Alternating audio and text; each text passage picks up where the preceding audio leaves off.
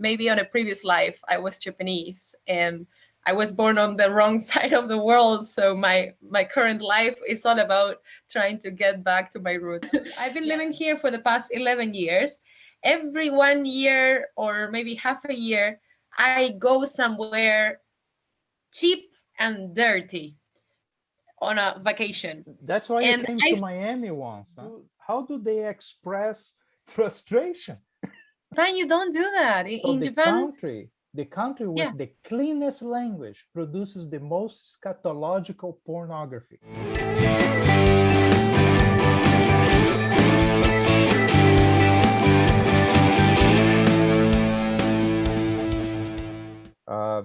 Very well, Camila. Thank you for coming to the podcast, and I'm very happy to have you here. We know each other probably for like 8, 9 years now, and Yes, thank you very much for yeah, having me. and you are kind of a superhero or something like that. You have such an interesting story. I always wanted to do a podcast with you, so I was looking for this moment. Wow, And I am very flattered. To be honest, the first time you proposed we do this podcast, I was so shy and scared that I recommended you. I have a very interesting friend that you'd love to interview instead. yeah, yeah. But I'm really glad that you know what you want and you don't give up until you get it. Yeah. So now that I have courage, I am here to open up and maybe entertain you and your audience for the next hour or so. I still want to talk to your friend, by the way, but let's do your podcast first. Uh, yeah, you are unusual. As I said to you, I called you a hybrid. You were born we are similar in a way. You were born in a country, but then you set up your life in another. And when I talk to you, uh, uh, I of course I remember that you're from Argentina, but many times on the way you talk, on the way you react to things, if I wasn't looking at you, I would think that's Japanese person. You act and apparently you think uh, more as a Japanese. So I think that cultural transition is really happening or complete maybe. But so I want to to bring up the Japan factor a few times during this podcast. But I want to start with the most fundamental question about it, which is why Japan? How did you choose Japan when you were, and when did you do it? Oh, wow. So I am 31 years old today. This started when I was 4. So I think it goes back more than 2 decades ago. And if I have to simplify the explanation behind it, you can say that I watched Sailor Moon and I identified with the protagonist, and then I just started behaving like a Japanese schoolgirl would behave. I think there's more to the story, and as I grew up, I started adding bits, a little bit of. When I was 4, I had no clue what Japan was, but you see on TV we have a lot of shows, and you had all the American comics made into cartoons, and they always show this very tough one person who does all the job, and it's this ideal of perfection. And every time they get an obstacle, they will struggle for a little bit, but then they will find the solution on their own and keep moving forwards. And what resonated with me when watching anime, specifically Sailor Moon, but you can see it in any other anime that was broadcasted in the 90s. It could be Dragon Ball, Senseiya, or Captain Tsubasa. In all of them, the protagonists, of course, they are essentially good and they are fun to follow because they're the main character in the story. However, they have flaws. They, in Sailor Moon's case, she would cry, she would feel down, and her superpower was to make friends. And making friends, she would make a perfect team that can cover for each other. So this concept of teamwork, like you don't have to be perfect, you just need to make a bunch of friends who are different. We have different skills from what you do, can make everybody happier. And in a way, it's like complementing each other, like bringing diversity into action. So I think, without knowing this was Japan and everything, when I was very young, I felt I don't want to have all the pressure on me. I would rather have a lot of friends who can do a lot of things. And whenever I need something, I just call them. So I think that's why Japan. And this Japan fetish began, it grew big when I was 10. I had a friend who came to school and said, if you write your name on this paper, my sister will write it in Japanese for you. And my mind went, Japanese is something you can study in Buenos Aires, Argentina, this side of the world. I just told you I'm 31. This was before the internet was available for everyone. So I remember that was the one thing that made me feel like, maybe that's my thing. Maybe I have to do it. And yeah, then I've been begging my mom for years that she let me study Japanese. Eventually, she had to give up because she wouldn't help me. So I went on my own to the Japan embassy and asked them for the list of schools. I looked for one that is close to my home. I got the interview stuff and I told my mom, the question is, I will be going. The question is, are you coming with me or do I go alone? And that's the first moment I felt I was in charge of my life. I'm the eldest sister of 2. So I've always been trying to keep a low profile and doing everything to please my parents. I was always quiet. I was always good. But that was the day I was like, no, this is my calling. I really need to start studying Japanese. I know so many songs in this very strange but attractive language, and I don't know what I'm singing. This is not good. I should understand them. So yeah, I had to push it through in my house. And one thing led to the other. I won a scholarship first to come visit as part of a Boy Scouts exchange program. And then when I was an adult, I got a bigger scholarship to move in and enroll in higher education over here. So yeah, I have a feeling that Japan is my calling. And as a joke, I sometimes say that maybe on a previous life, I was Japanese and I was born on the wrong side of the world. So my current life is all about trying to get back to my roots. But who knows? When you spent a little bit of time back in Argentina a few years ago, right? You went back Well, for a while. I lived in Argentina until I was 19. Mm-hmm.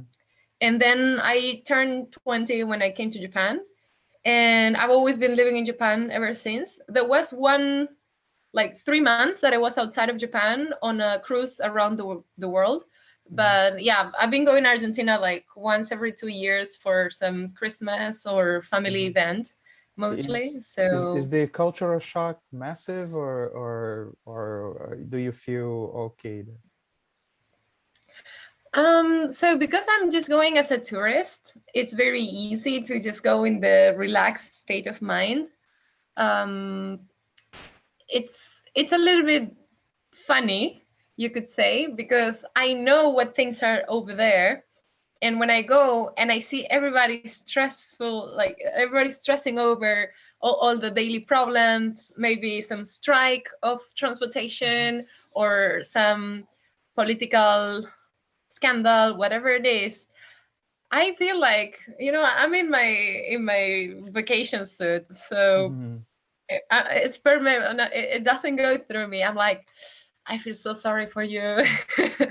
But I try to empathize because I don't want to be mean. But there was this amazing movie that I watched. It's called The Illustrious Citizen. And it's a story of an Argentinian man who, at a very young age, moves to Spain, becomes a famous writer. He is awarded the Nobel Prize. And then one time he wants to go back to his hometown. And it's a thriller of how his hometown never changed from when he was there. And he's the only one who changed. So it's really difficult to fit in again with a reality that has been foreign for the past couple of decades. So I think if I were to move to Argentina, I would definitely struggle to catch up with all the social movements and all the turmoil that is normal when you live there. But when you go out, it's like, oh, that's not normal. That's just Argentina. Uh-huh. So for example, let me give you the biggest one. Inflation is not a thing in Japan.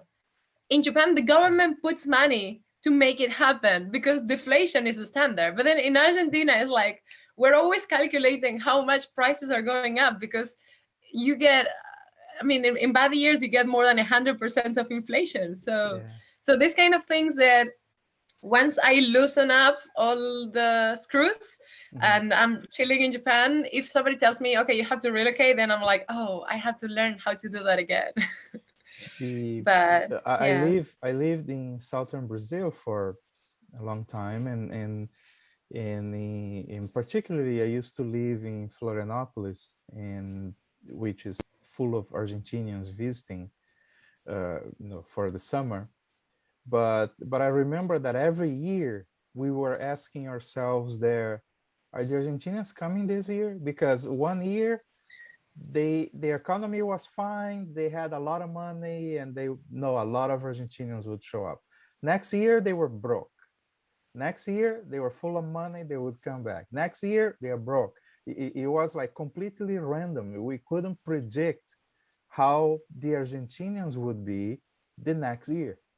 And we knew that the Uruguayans would always show up because Uruguay is quite stable, right? But stable also in the sense that nothing happens.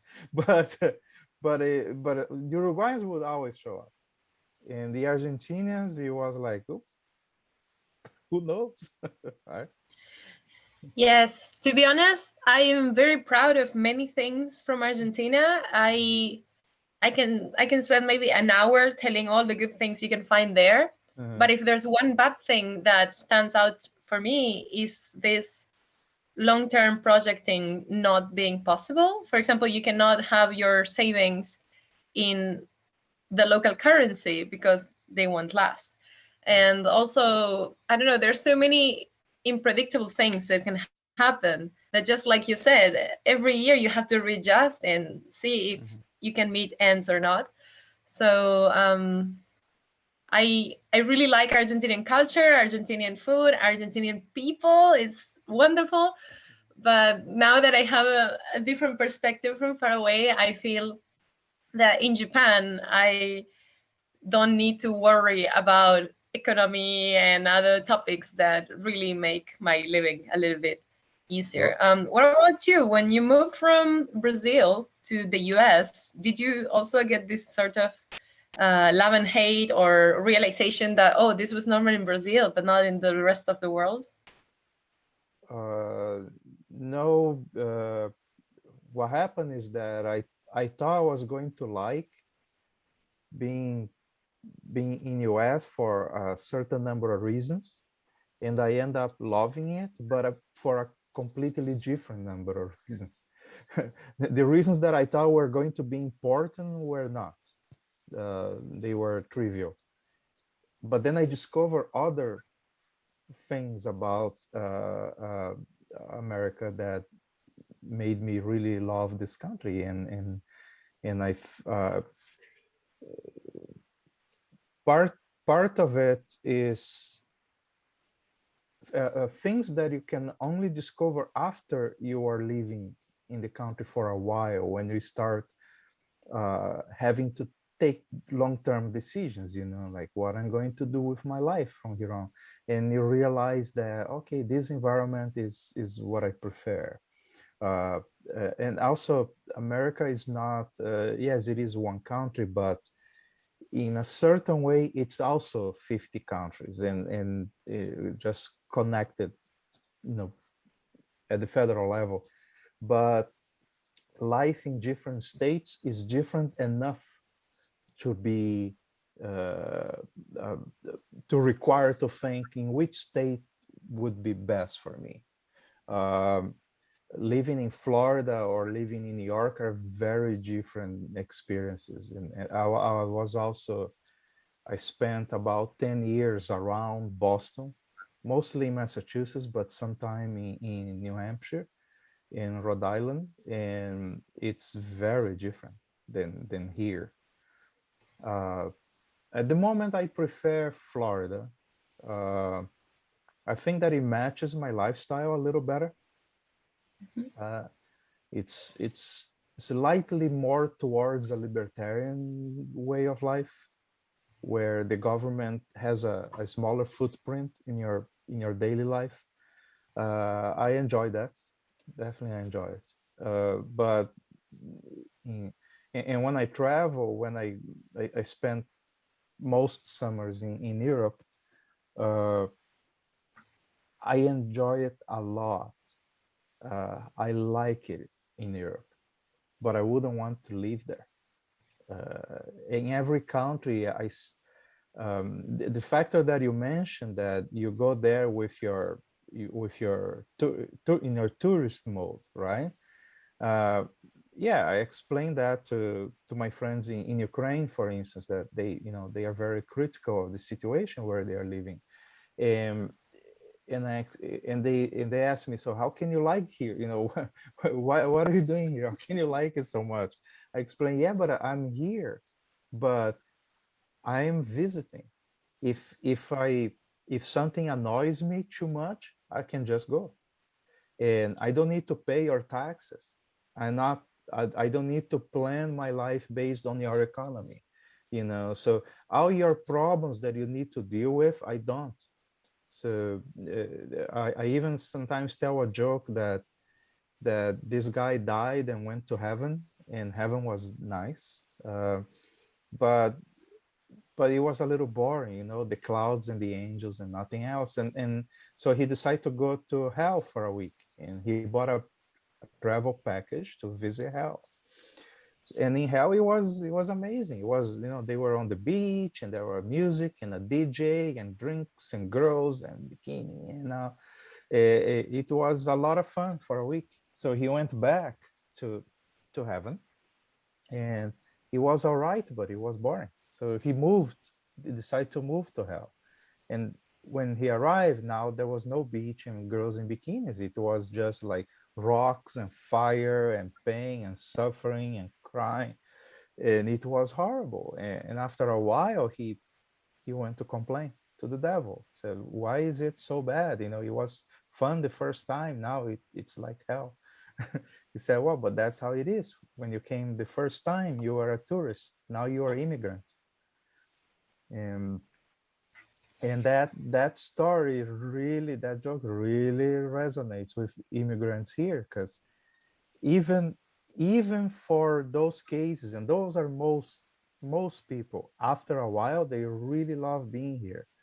But even while loving being in America or in any country that you move to, in the beginning, it's going to be a lot of suffering, because the first few years is when you have the most work, and when you are missing your family, you're missing the, you know, your roots. Uh, and I don't right now, I don't miss anything, because the things that I miss the most about growing up in Brazil is it was the food and the music, and mostly the food and the music, and I really like the language. Portuguese is a very elegant language, that I enjoy. I enjoy poetry and music and all that. But now music, I have it on my phone. You know, I have the music that I like, which is mostly music from the 80s, and the food I learned to cook. So I make it. Yeah. So and also Brazilian restaurants are not rare. It's easy to find them in America. But But thinking about Japan, I ask you, so why? Well, why in the beginning, and you made it very clear to me. Uh, and then I'm going to ask about the Boy Scouts and Girl Scouts, whatever you call there. Um, Apparently, it was a major influence for you as well. I see the Scout team coming through when you are talking about things that are completely different, but I see the Scout. It's like you talk with an accent. Yeah, you talk with an accent. You have a Scout accent. It comes through in your decisions and the way you do your life. So how did that happen? So, um, so I told you that learning Japanese was a little bit of a teenage rebellious act against my parents. I think that was the most rebellious thing I ever done in my life. But it took a lot of courage. But even though, okay, so at the time my mother talked to my father, and she told him like, why is she asking for Japanese? Such an useless language. She could be asking for maybe German or French, or even Chinese is good for business. Why Japan? It makes no sense. She's just gonna watch these TV shows and never grow up. So I remember that was distressful for my mother. Luckily, my father is a very calm person, and he told her, she's not asking for drugs. She's asking to study. Let her do it. Right. So after that, he says, and Camila, she always quits very soon after she begins doing anything. So she will quit soon, don't worry. The thing is, I never quit learning Japanese. And when I was 16, through the Scouts, all the stars aligned, and suddenly Japan wanted to bid for hosting the World Jamboree. And to do that, they did a mock jamboree, which was only for the Asian Pacific region. And they said, okay, let's invite kids from faraway countries so that we can make it more international and show that we can be a great host. So there was some sort of raffle, and Argentina came out and they said, okay, we're going to bring 2 kids from Argentina to come and take part in this camping adventure in the summer. Yay. So they sent those invites to Argentina. And my mother happened to be online when this was posted. And that was the first time that she felt proud of me having Japanese as a skill set. And she applied right away. And she said like, oh, please, let Camila go. She studies the language. And I was chosen above the other candidates just for the fact that I already had some understanding of the culture. And when I was there, I was the only one who could, when I was here actually, I was the only one who could communicate some basic things. So I remember even my scout leader was coming to me and it's like, what are they saying? What does this mean? So it also empowered me to feel like, oh, studying is not just for the sake of watching TV or listening to music in the language. I can actually bridge communication with this skill. So yeah, coming with the Scouts was a little bit of a massive combination of facts that, you know how they say that, I don't know the saying actually, but the opportunity came and I just happened to be prepared, which is a Scout thing to do. So they say that success is when opportunity and preparation meet. You are so good at the small details. I only know the general idea, but you got me. Yeah. So exactly. So I felt that trip of coming to Japan, I felt lucky. And I've been describing myself as a very lucky person all my life. But of course, after reading a lot and statistics and stuff, I started finding out, no, I was prepared, an opportunity arrived, and I wasn't afraid to just jump at it. Yeah, no, So yeah, you were not lucky. It was preparation. well, maybe I was just humble and calling it luck. But the thing is, at the time, this was the year 2006, and I came to Japan for 2 weeks. And my first thought when I land, I'm looking around, it's like, this is full of Japanese people. Uh-huh. It was such a wonderful thing because in South America, or specifically in Buenos Aires, Argentina, we don't have much of an Asian population. So in my high school, we would have 30 kids. One of them would be from Asia. So it was such a rare thing to see that of course, you don't want to stare because that's rude. But when I came to Japan, it was just like full of Japanese people. And it also reminded me that when I was studying Japanese, I would go to Florida Street in Buenos Aires. Is the touristic place. I would go there and I would be patiently waiting for tourists to show up, and judging on the sandals and the shirt they wear, I would pick up on who is Japanese, and I would talk to them, and in a very rudimentary uh, grammatical sentence, I would be asking if they for their nationality, and they would be Japanese, and then I would have a very short communication that would make me very excited, like, oh, I can actually speak. Yeah, you're definitely not shy. I can tell. Yeah, that's true. I become shy over the past couple of years, just a little bit, but maybe mostly with Corona. But yeah, coming with the jamboree first exposed me to Japan, like a lot of Japanese people. And the first thing that got stuck in my head was how orderly and clean they behave as a society. And the story goes as I'm 16 and it was very hot, and the leader says, like, girls, would you like some ice cream? And we're like, yeah, sure. And we finish eating the ice cream, and there was not a single trash can, nor in the shop we bought the ice cream. We were in the train station where you take the Shinkansen bullet train. There was not a single trash can. And I look around desperate, like, how come I have this popsicle stick? Like, I don't want to carry it all day. And then the Japanese leader saw that I was struggling with this, and he said, oh, don't worry. And he brought a plastic bag out of nowhere, and he took my trash. And then he explained, in Japan, we take the trash home with us.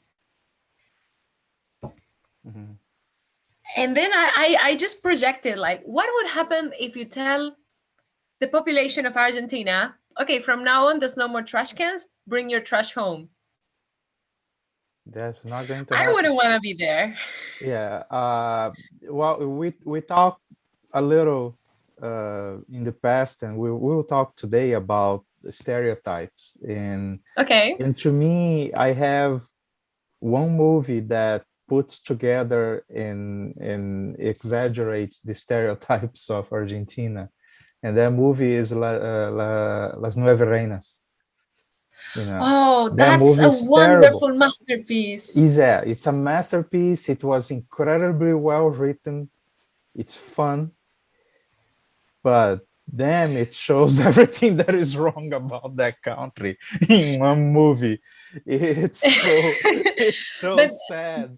But just like you mentioned, this trip to hell, I met my first friend, like pen pal.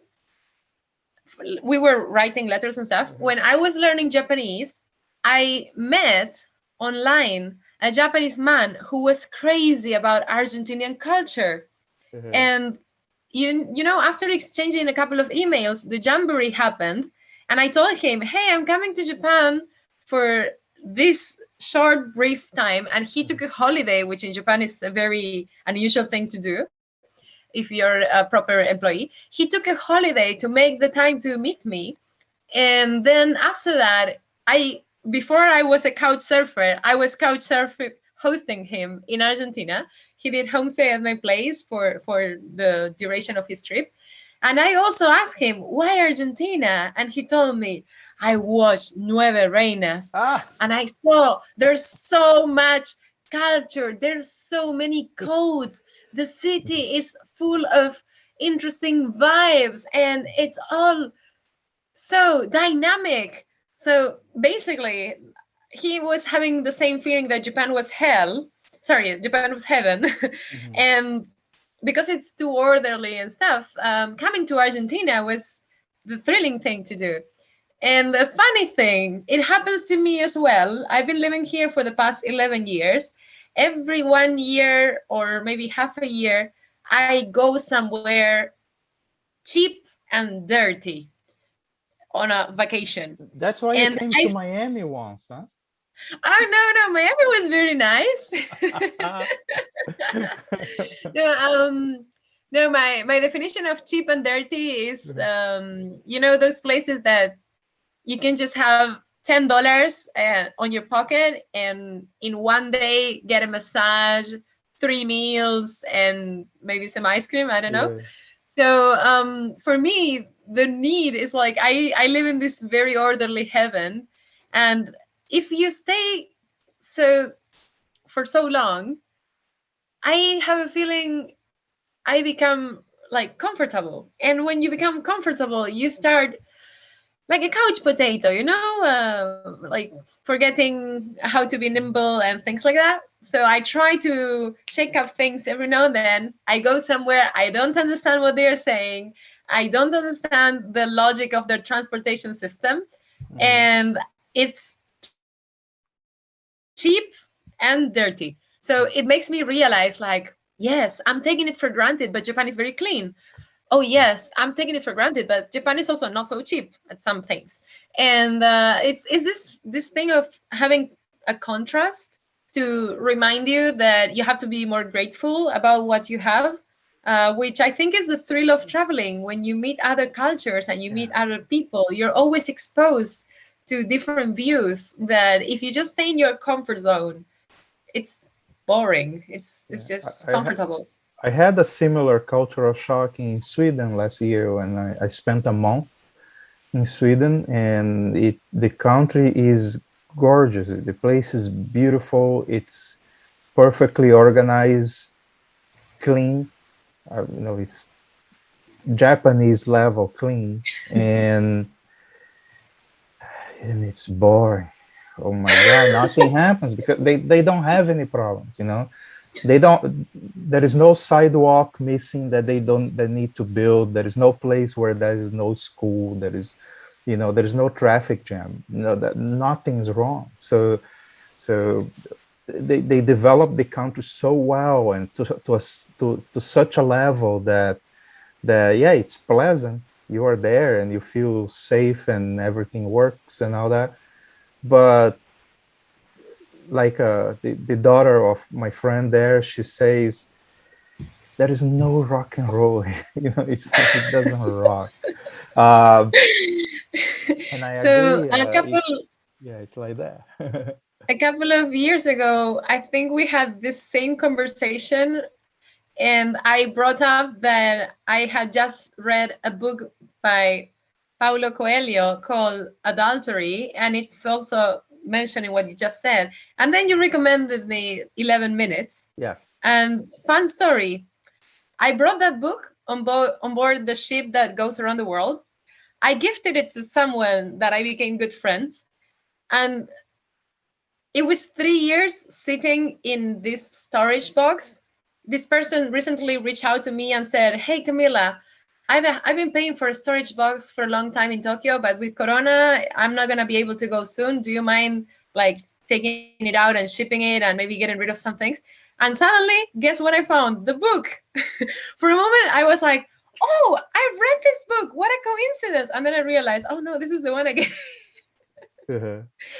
And yeah, and I just passed it on to someone 2 days ago. But it was the whole point of Switzerland being the setting was that everything is clockwork.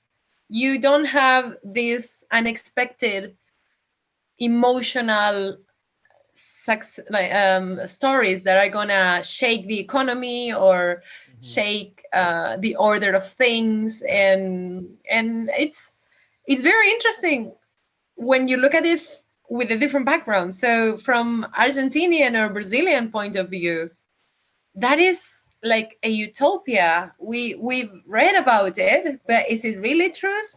Yeah, And the country is very stable, so all the instability has to be in private. And I noticed that in the lives of a lot of people from Western Europe that I know, or that I know well, and I see that all the drama, all the instability, all the trouble is very private. right. So on a side note, when I started going to jamborees with the scouts, I also went to Michigan for a scout jamboree, and I remember we had a lot of some contingent that came from Europe, and some of them spoke really fluent Spanish. They also knew how to rock the guitar and the acoustic guitar. And I was fascinated, like, why would somebody from Austria be fluent in Spanish? And now that I'm older, and now that we're having this conversation, and I have them on Facebook, I know they were looking for all the Mediterranean fun, and learning Spanish, picking up the guitar was like the easiest, the highway in there. Exactly, exactly. Yeah, that's why I think that's why they keep Italy. They don't throw it into the ocean because they need some place to go and be like, wow, and they need it. It's their balance in life. Some places like you go to I think Italy is maybe Greece as well, but Italy is the ultimate place where nothing works. Jesus Christ, like nothing works. You go to the gas station, this gas station doesn't take credit card, and the other one does, but they ran out of gas. The other one, it works and everything's fine, but there is nobody working on Mondays. And like, and then you go to the ATM, it doesn't work. The other ATM only opens in 2 hours. Everything is almost works. So, And the country has that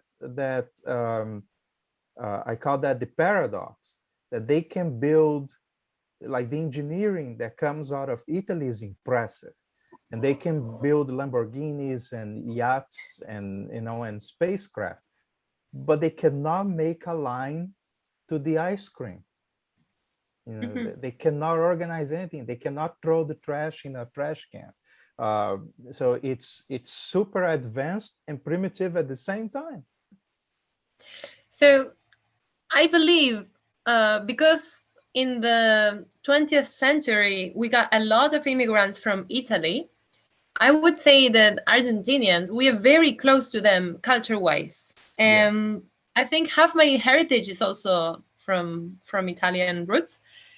And what you say, that things don't work, I get it.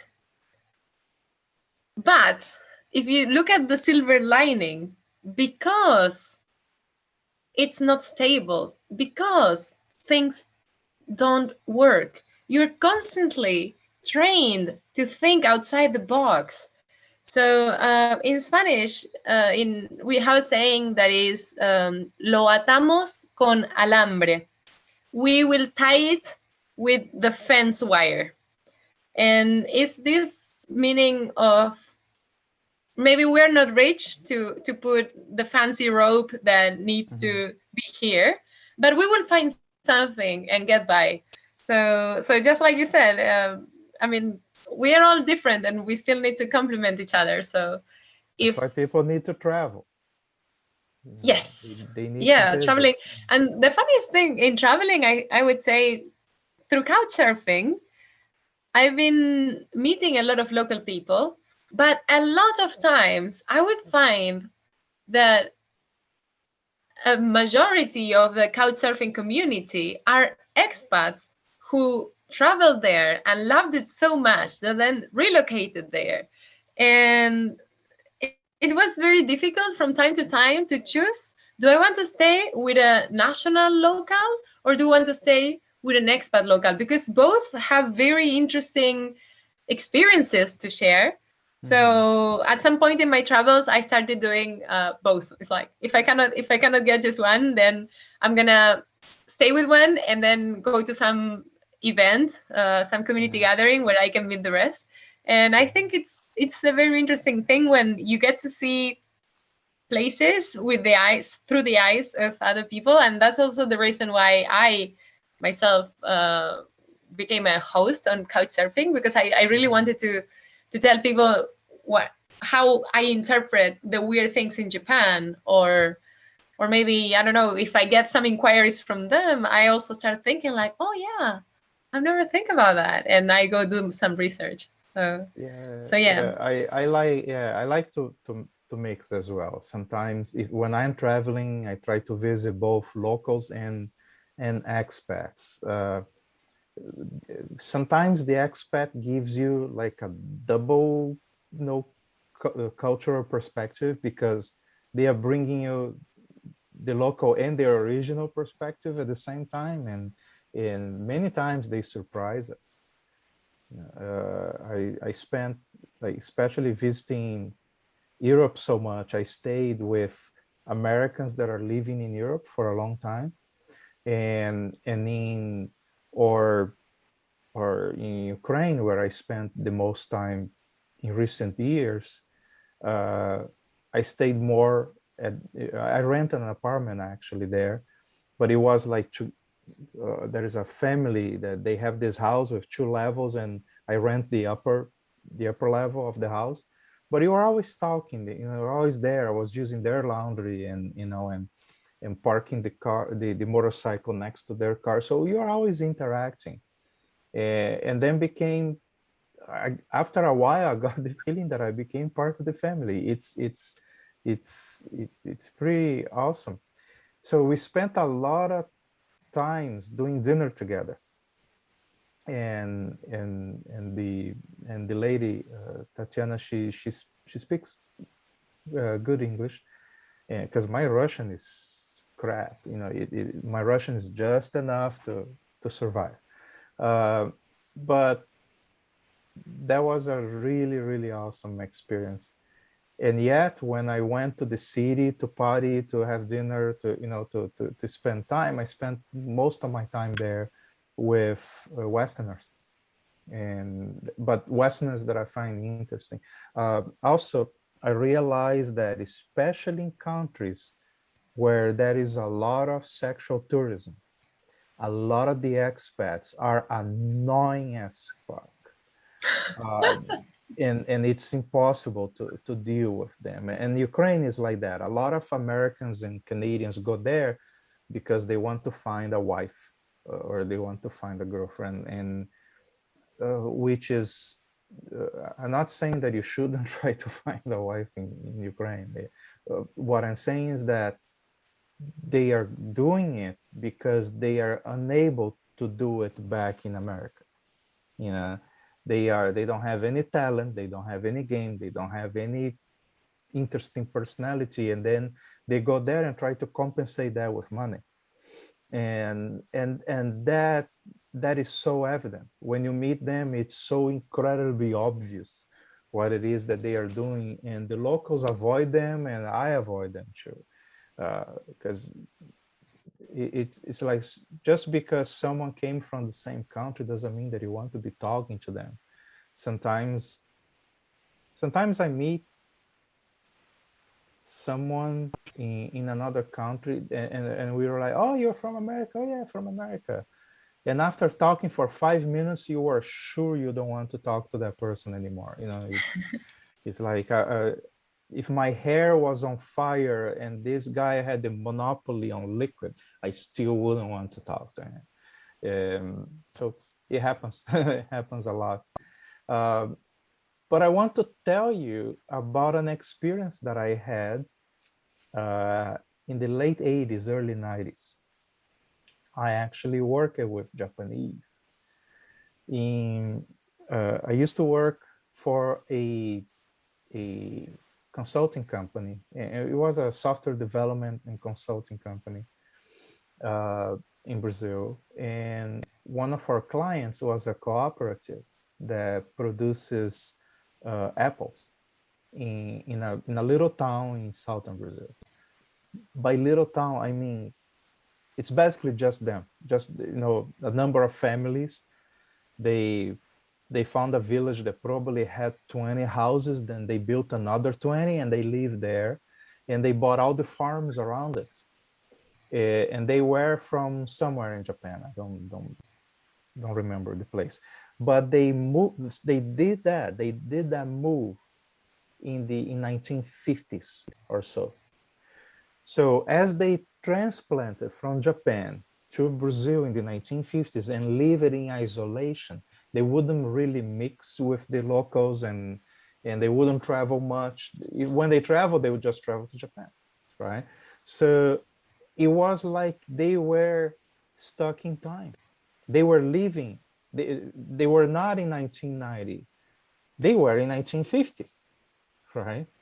So I observed, and I didn't stay in their home, but sometimes they would invite us to come for a dinner, or we were kind of celebrity there because they don't get a lot of guests. They don't get a lot of visitors that are not from Japan. So and the city the town was so little, it didn't even have a hotel or a pension or something. So we had to stay in a city some 20 miles away and commute, to go to work. But I remember that, and a friend of mine told me, keep in mind, you are not looking at Japan, you are looking at Japan in 1950. Right? And the gender roles were absolutely clear, right? There was no doubt. The men are doing all the work. You went to the cooperative to see, for the meetings or something, it was 100% Japanese men. And the women were, taking care of the house. Serving the tea. Yeah, and they would, oh yeah, and they did the tea, not like not exactly like uh, uh, the difference is that in Brazil they use furniture. They had like Brazilian style furniture, so they would do the tea ceremony, but we were sitting in chairs and a table, not on that little table they use in Japan. So that was the difference. But in any other way, yeah, they were doing tea ceremony, and they would bring us Japanese beer, and cook their food. That was awesome. I learned that early that Japanese food is a lot more than sushi. They had all kinds of things, and it was amazing. But I really enjoyed the food. But so the gender roles were very clear, and, and and the woman barely talked to us. The guys would go to the shop and buy groceries and all that. And interesting, the woman had all the money. The guys never had money. Like they couldn't buy a cigarette. They so it was always the woman that bought it. But also they would walk back, and the woman would walk behind them, carrying out the groceries. And that was striking to me. I thought it's not the roles were incredibly separated. So the woman had all the money, they carry all the stuff, they did all the work in the house. But if it was carpentry, the man would do it. Anything like fixing the house, or the guys would get together and do it. And if there was like a celebration when we finished the project, they did a party. They and even though there were a woman working with us in our team for the party. Let's say it was almost like a inauguration party. They invited everybody, but they forgot to invite her. And I don't think it wasn't by accident. Yeah, they didn't invite her, but it was also not something that they gave any thought to it. They just look at the list of everybody that participated, and they invited every man, automatically. I don't think it is malicious in the same way that sometimes we want to associate. It is chauvinistic, but it's not. I think there are different levels of being chauvinistic. So just like there are different levels of murder, right? Let's murder one, murder, second degree murder, third degree murder. I guess that is third degree chauvinistic, and that's what they were. So they totally forgot to invite her, but we told her, no, come in anyway, because and nobody discriminated or was mean to her. They just forgot to invite. And also, I was noticing how when they were taking decisions, they would discuss, because it's a cooperative, it's a lot of independent families working together to do that business. And they would always talk about their individual interests, and then they would talk about how that would play out with their collective interests, and how they could, they would use game theory. That was I didn't call it game theory at that time because I didn't know that term. But now looking back, I'm thinking, yeah, they were doing game theory planning all that time. They would talk about their individual interests, and then they would calculate how, tending to their different individual interests, they would lose as a group. And then they would design the rules and the way they did business, so as a collective body they would win more. And but because they did it so openly and so evidently, it was so explicit. Okay, this is how we do it, and this is what we want to do, but this is how we are going to do, because then everybody wins, right? And the other thing that I noticed was that they had tremendous trouble saying no. If whatever you suggested, and that was complicated, because sometimes we were discussing features or characteristics in the products that we were designing, and they would say yes to everything. But then later they didn't want they didn't want half of it. But that's because it was difficult for them to say no. And we had to basically keep asking the questions in such a way that would reveal the problems they would reveal the problems they imagined could happen if they accepted a feature, which was their way of saying no to that. But you had to phrase things in a very indirect way to get them to say, oh yeah, that will create that problem. And then we would say, oh yeah, maybe we shouldn't have this then. Then they will go, oh yes, that's right. So that was my first contact with Japanese culture. And it was striking. It was really alien to me. And then when I came here I was in America already, like some 10 years, and I did some work with Japanese, but there was another experience that was incredible. One of my friends, she is Guatemalan, and her husband is a builder. He builds stores in shopping malls for certain luxury brands, like Tiffany's and some Swiss watch stores. So he builds these stores in the shopping malls. And they were going to open a new shopping mall somewhere in Tokyo, and he was commissioned to build the stores there. So he went to Tokyo, for several months, and he was working there. He had a local team of Japanese workers that spoke English. And then she was invited to go for like the last month working there. But she was the wife of the boss, right?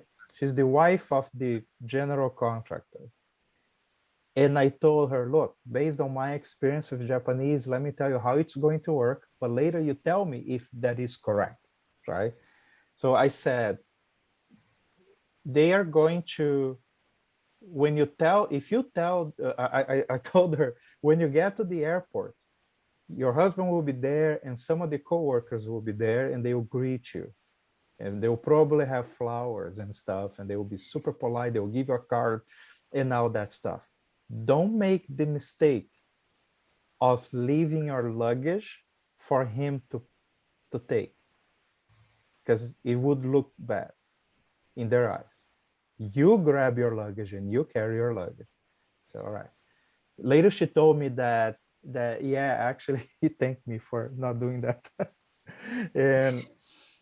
and I said, when you leave the work at the end of the day, it's very possible that that one or two workers for the project, that they will follow you to the hotel, and they will not talk to you. They'll walk behind you, and they walk out the way until they see that you cross the door of the hotel, and then they will go back to work.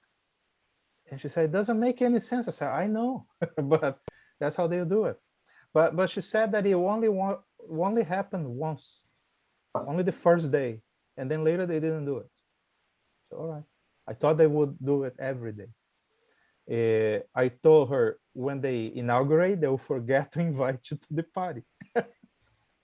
and they are not inviting the wives of anybody, but there will be plenty of women there. So, and then you have to understand the Japanese culture to understand the role of those women there. And she said, yeah, it was exactly like that. I was there. People were a little surprised that I was there, but nobody was rude to me. But I could tell everybody's getting drunk, and this that is more to the narrative. Also, I told her that the first, when you tell, you will be in the management of the building and the decoration and all that. So that means you'll be telling people what to do. Those people are Japanese men. So the first time you tell them, oh, move this thing to there, they are going to say yes, and they are not going to do it. They will just ignore you. And then you say it again, they'll say, oh yes, and then they will not do it. Then you have to go and talk really mean to them. You have to yell at them, basically. You say, move this, and curse and go crazy gaijin on them. And then they will do it. And from that point on, they will always do it. And she said, that doesn't make any sense. I said, I know. But that's because they need what in America we call an about face. So they need a reason to justify to the other man why is it that they are following the advice of a woman. It's because they want to avoid the scandal. So without that, they cannot just do what you say. It's weird for them. And also they are going to work until they fall asleep on their desks. And she said that one was correct. They would fall asleep at work because they work too much.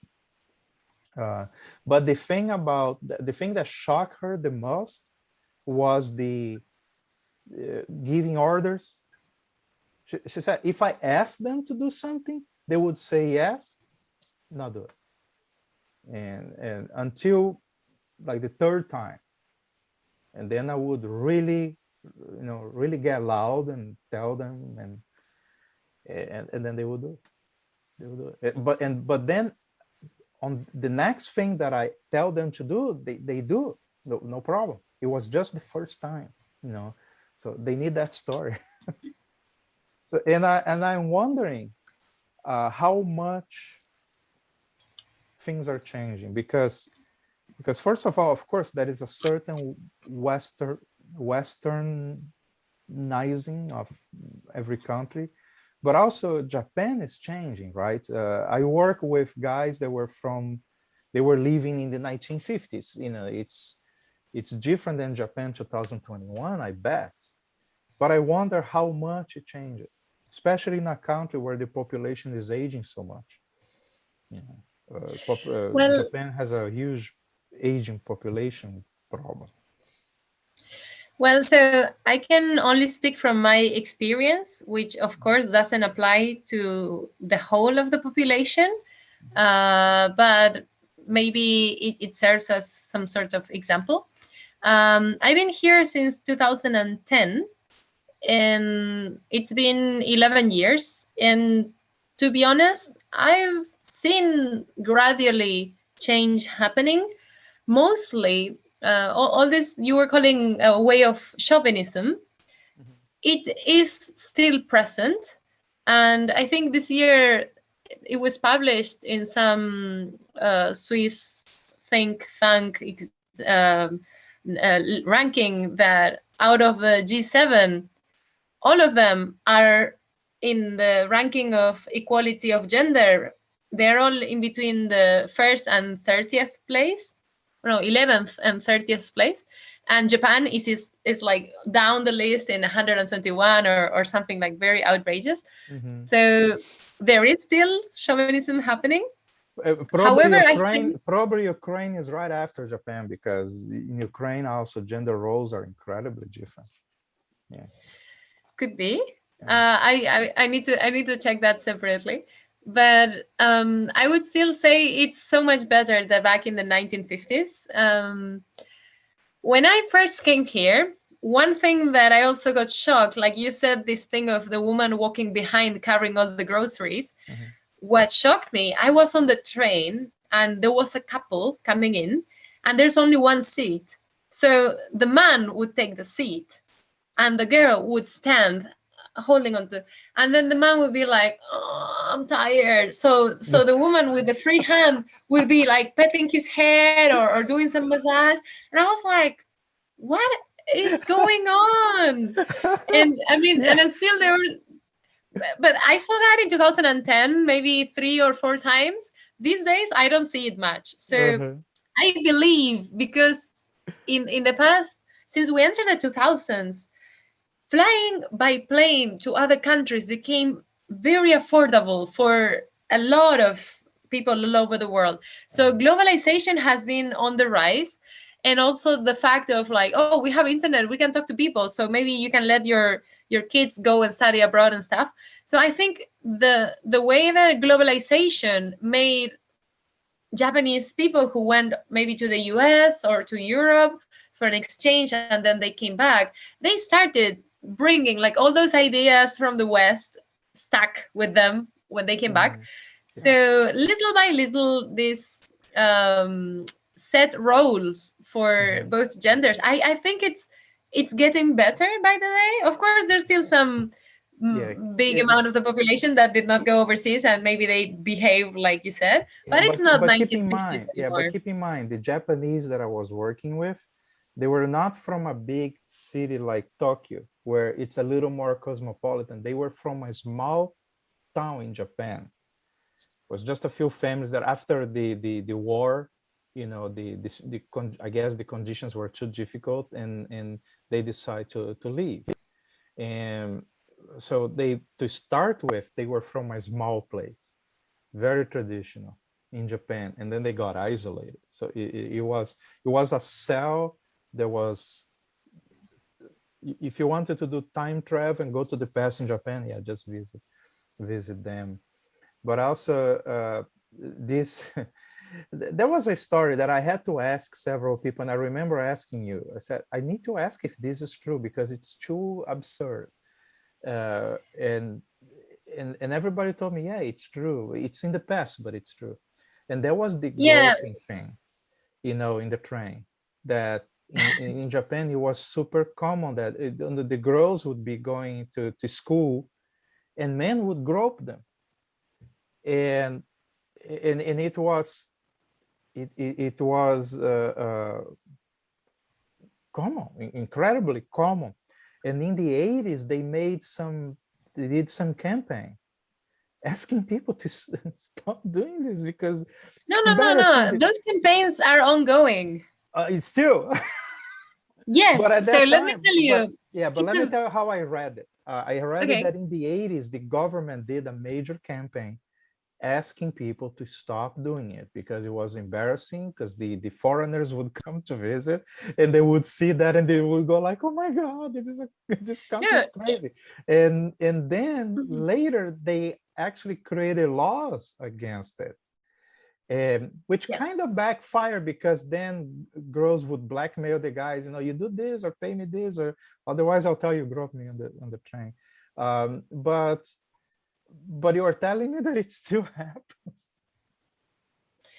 Yes. So if you want to go into groping, a fun thing this week, I met with a colleague, a friend actually, and he was also saying something like, because women do not get harassed, and I tell him like, oh, come on, every woman you know in Japan has been through it. And he said, no way, did it happen to you? I'm like, of course, several times, and not just in the train, also walking on the street. I've been assaulted by random passerbys on the bicycle that just get a cup of my behind. And the first time it happened to me, I was like, what happened right now? I felt like a lightning struck. It was this moment I was in my peace of mind and You're stuff, and not suddenly it's like, expecting it. it was really bad because it stole the piece of saying like I can walk home in safety. Because like after I got that, I went to the police and I tried to no, so first I chased them, and I was coming back from uni, so I had a bag with books. So I'm like, get this. And then the man on the bicycle, he realized like, oh, she's not staying quiet and like that. She's attacking. So of course he dashed away. And then I went to the police and I tried to report him, and they were like, okay, give me his name. So I don't know his name. So what, do you have a picture of his face? I'm like, I don't have that, but he just cycled in front of the convenience store. You can ask them for the tape and get no. And basically they told me, please do not chase them and throw books at them, because if you hit him, you are a foreigner. You will, if this goes to trial, if he gets an accident, you are the one who's gonna be in trouble. And I was like, what is wrong with this? Yes, So because in that case, is the groping was barely or maybe not even illegal, and what you did was assault. exactly. So if you put, so groping is bad, but if I get him any sort of injury, I would be on a worse level. And that actually it got me thinking about a lot of things. And yeah, basically in the train, when this kind of things happens to you, the only thing you can do is maybe like give them like, so I believe people are inherently good, and I trust them until they betray my trust. So when it happens on the train, you see, there's this moment that you get the touch and you give the benefit of the doubt. If it keeps happening, then you have to look back and like, I noticed you did that. So that's when you notice, like, if it wasn't on purpose, they will move. But sometimes it's the opposite and they keep doing it. So you have somebody like right behind you, and it's annoying, and you're feeling that they're coming. And it's just like, no, I don't want this physical contact. This is not appropriate. So I would maybe twist my body to get away. And then I find that they are twisting their bodies along with mine. I'm like, I'm vocal about it. And I tell them like, it's interesting. It's a country where, well, every country has a version of that. Some aspects of life are very restricted. And then there is a psychological outlet somewhere. Right. Well, but if you think about it, compare it to any other country in the world, here we have the perverts are the ones who go and get inappropriate in crowded places. Think in other countries, there's like much worse crimes. There's countries, I don't know, maybe, of course, there's rape. There's some sort of like getting somebody cotive in their houses and not letting them go. And I don't know, there could be so many more like deeper problems. So when I think about that, I am still grateful. Like, I mean, I can live with this. I mean, it takes a little yeah. bit to go back to All, normal, but all things added together, I think all countries are kind of similar. You know, people like to mention, oh yeah, but in Japan a woman is safe and you know she will never be attacked. Yeah, if you don't count groping as attack, she'll never be attacked. You know, it's incredibly exactly. safe. But she has to be So dodging the groping thing. But then it's a society where men are the Japanese men. From my point of view, they are very oppressed by work. They are not oppressed socially, but they are really oppressed by work. They are bending under the weight of a lot of work pressure, and the way the bureaucracy and the way the systems work, and the way that the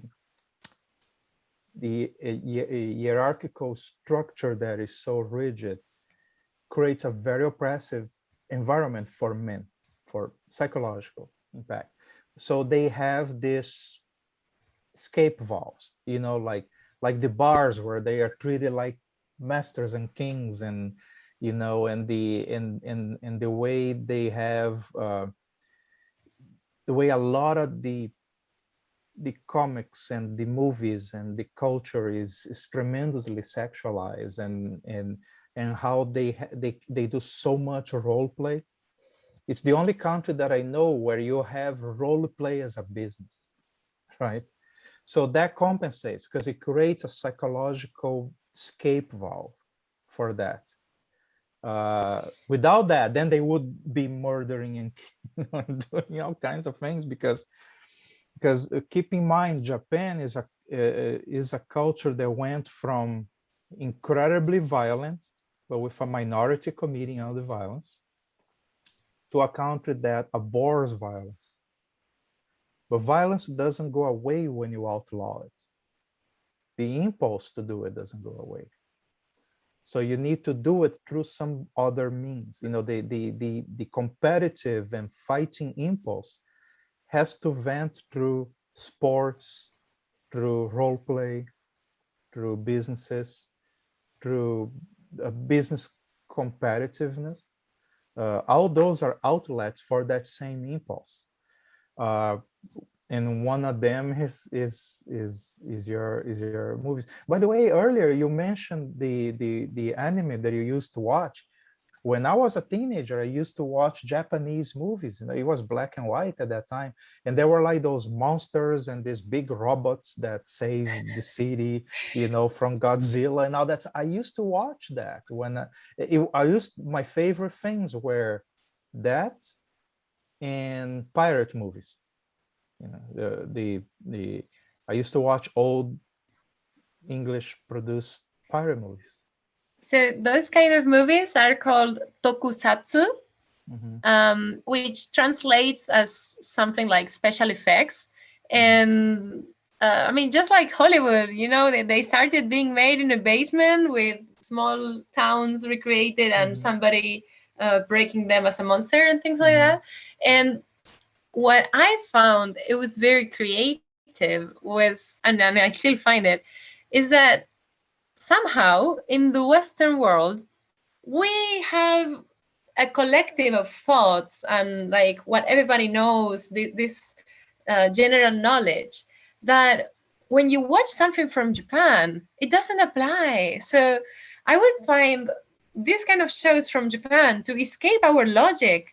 If you think of the creatures that they bring up in the shows, or the way obstacles happen, it's just like, for my Western point of view, I found it radically innovative. But then when I came to Japan, so for example, I grew up with Pokemon being aired on TV, and when I was watching Pokemon in South America, it was just like, wow, somebody thought of 151 different creatures and then so many more because it became a massive franchise. But now that I'm living in Japan, I actually find it very disappointing that there are so many bugs, so many different wild animals around in Japan, that every single thing that I've seen in Pokemon, I thought, oh, this is so original. There's actually an equivalent in real life. And a hobby that kids have in the summer, usually parents buy the kids a bag catching net, and they just go and they catch bags and then they put them together and they make them fight each other. So the whole concept of Pokemon, which was very new from our side of the world, in Japan, it has been a tradition since whenever they first invented these nets to catch. So it was a little bit disappointing. Also, when if you ever played any Japanese video game back in the 90s, you will find that those fantasy worlds, they had perfectly trimmed bushes, all look the same, and the tiles and this and then like to go places, you have to go up and down the stairs a lot, and you had to talk to stereotypical characters that would give you the answer to follow what you need to do next. And it was so original until you come to Japan. You're all the time climbing stairs, going downstairs, and talking to the stereotypical character that is going to give you that piece of information that you needed to go and get that item that you need in real life, and all with this perfect setting of the beautifully trimmed bushes on the So side with tiles. you actually live in a Pokemon game in real life. Yep. Yeah, I think I don't think I'm the only one that has played a video game overseas and came to Japan and found everything resembles like this is what real 3D means. Japan. Right. So going back to your previous point of the groping campaign, it is still a thing, and so in the trains you will always find some sort of banner that says groping is illegal, do not do it.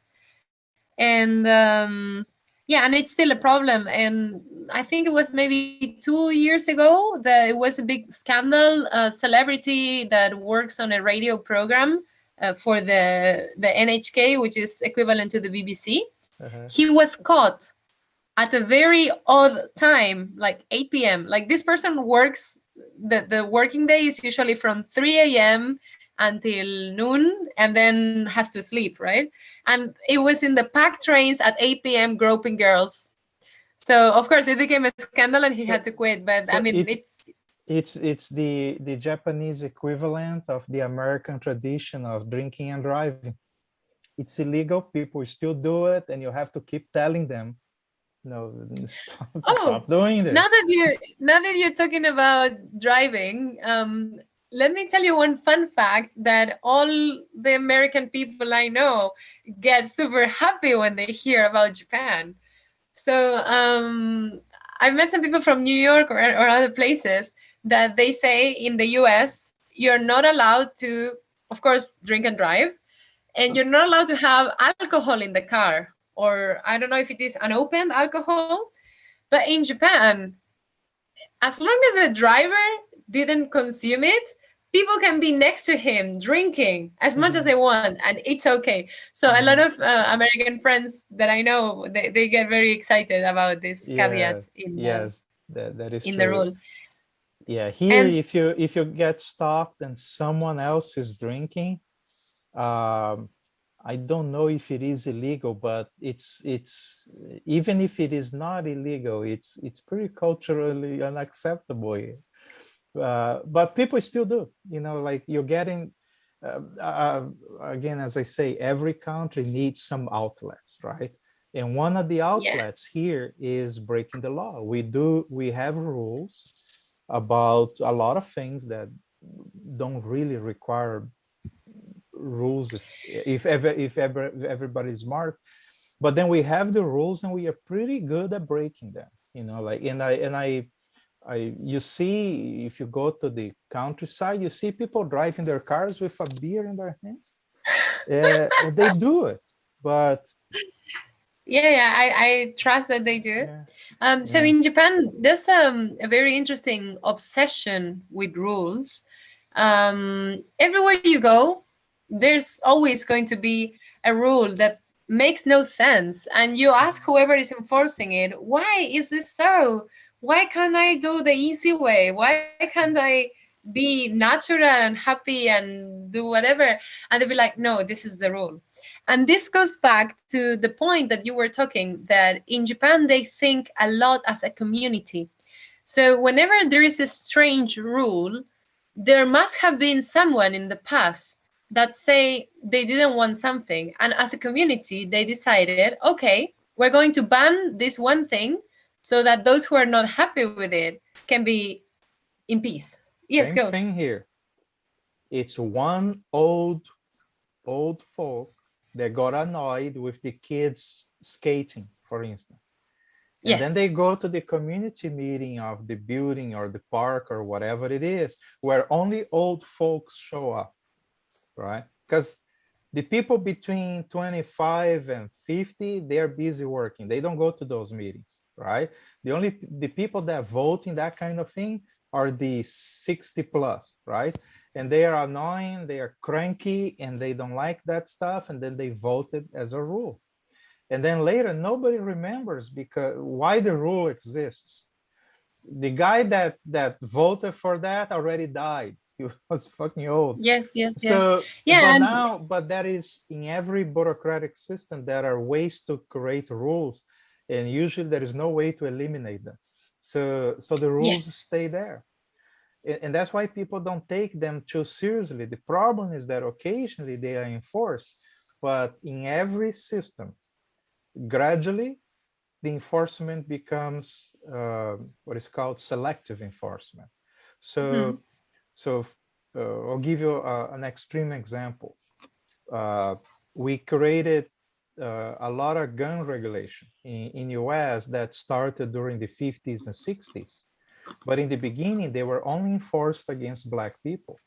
So there was no way to, at that point, there was no way to write a law that says you cannot have a gun here in this town if you are Black. They couldn't write that way. So they would say, okay, you cannot have a gun, and then they would only enforce against the Blacks. And it's the same all the time. You are like, I have friends here that got stopped by the police in when driving drunk, and they got away because because they are military or they are cops themselves, and the police usually makes it easier for, oh, I have to do something, so please get out of here, don't do it again. So they get away with a warning. But if you are a regular Joe, and you had a horrible day at work and your boss is an asshole, and you feel like killing everybody, but instead you go to the bar and load in Jägermeister, and you let everybody live another day, and you drive home and you end up in jail that night. So it's this the in that way, when you look at the rules, in the out the game theory that happens, and the psychological resources that we have, you realize that every country is similar. Yes. When that is a difference of power, there will be some mechanism that compensates for that. So yeah, the woman may not have as much mobility and as much um, access to work or voting or things like that in certain countries, but then she manages the money, and then the family is matriarchal. There are other, or she has total power when it comes to raising the kids and educating them or something like that. Usually when you look under the hood, you discover that that is a mechanism that compensates for that. And like I read once that an executive in a Japanese company may, if when they have a party, a celebration or something, they may call these girls to be the entertainers at the party and all that, and some of them would be what we call an escort. It is that line between geisha and escort is really blurry, right, in reality. So yeah, he will be entertained. The company is paying for that. It's socially acceptable in that sense, and he will be pissed drunk at the end, and she will drive him home, but she will not get out of the car. She cannot step close to the house, and the wife knows it. The wife knows it, and the wife will throw salt on the sidewalk to keep those spirits out of their house, out of their household. Think of all the psychological significance of it, the amount of power, the amount of control that she has over the household is a compensation for the lack of power that she has over his social life at work. Life. So Well, we all have these mechanisms. no, so that's it's a very traditional format that has been in Japan for a long time. But as I was telling you, with globalization, a lot of people started thinking differently. Also, with a decreasing population, there's been overt campaigns also from the government asking women, please consider having a career. Because before, and I was very shocked when I first came here, because I met peers my age and I asked them, what's your dream? And they would say, oh, I want to marry and have 2 kids. Okay, but what do you want to do for a job? Oh yeah, I want to be a housewife. And for me, that way of thinking, she was from a rural area and came to study in Tokyo, and then was going to go back, work for maybe 2-3 years until she found the perfect match, and then start breeding the kids. But what it struck me in my head is that, so community sense is very important in Japan, and the institution of family is still so strong that some people still believe in housewife being a job. And just like you said that the man had no money, the woman would be in charge. She would be the accountant of the family. She would make all ends meet, and she would be the one giving pocket money to the working husband.